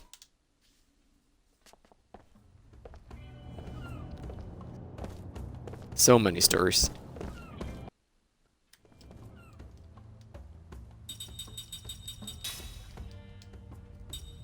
One, 2, 3, 4, 5, 6, 7, 8, 9, 10, 11, 12, 13, 14, 15, 16, 17, 18, 19, 20, 21, 22, 23, 24, 25, 26, 27, 28, 29, 30, 31, 32. And I read 1, 2, 3, 4, 5, 6, 7, 7. Alright. Where am I? What was it doing?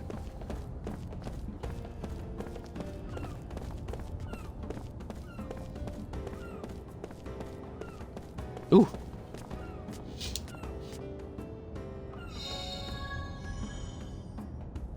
Poisonous bones.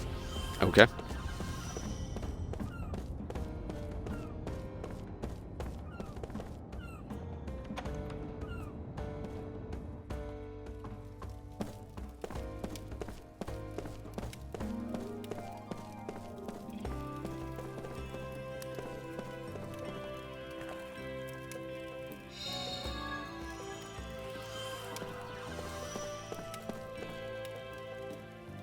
I've been playing for 4 hours already? Wait, hold on. When I go live?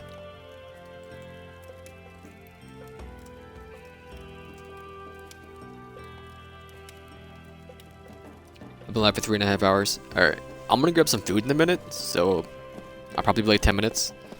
Can I get back here? Oh, that's just this. I searched you, right?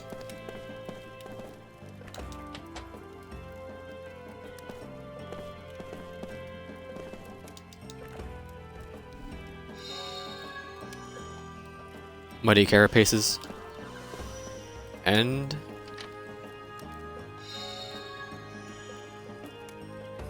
a flare bomb. Cool, cool.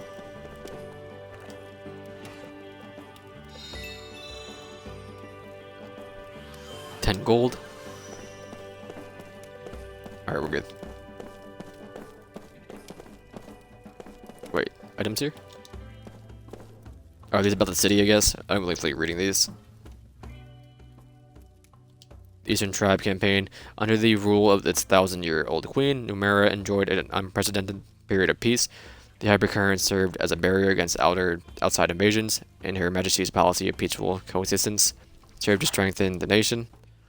Numenera first faced danger 500 years ago when an Eastern Tribe wielding power, spirit, magic sent a massive force to Numenera.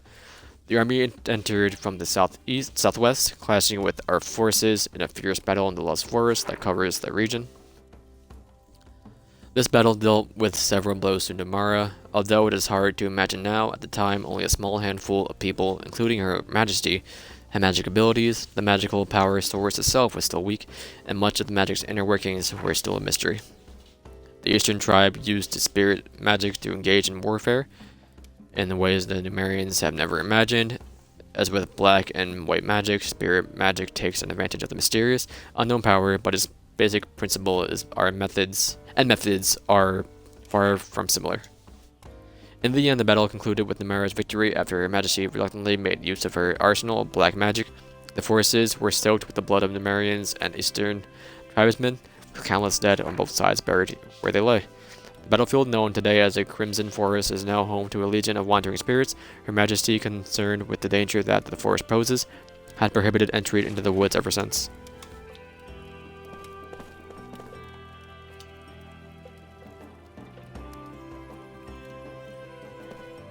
Read it. There you go. Great snacks for kids. Sweet, fluffy, steamed. Okay. Don't worry. I don't care about the ingredient. The recipe.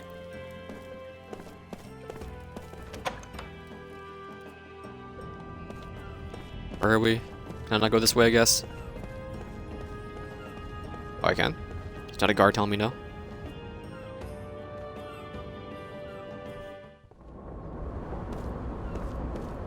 Point of Numenera.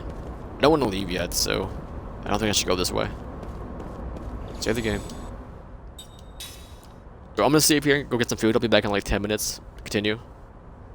I'll end the stream for like 10 minutes. 18. Still on disc 1. Cool, cool.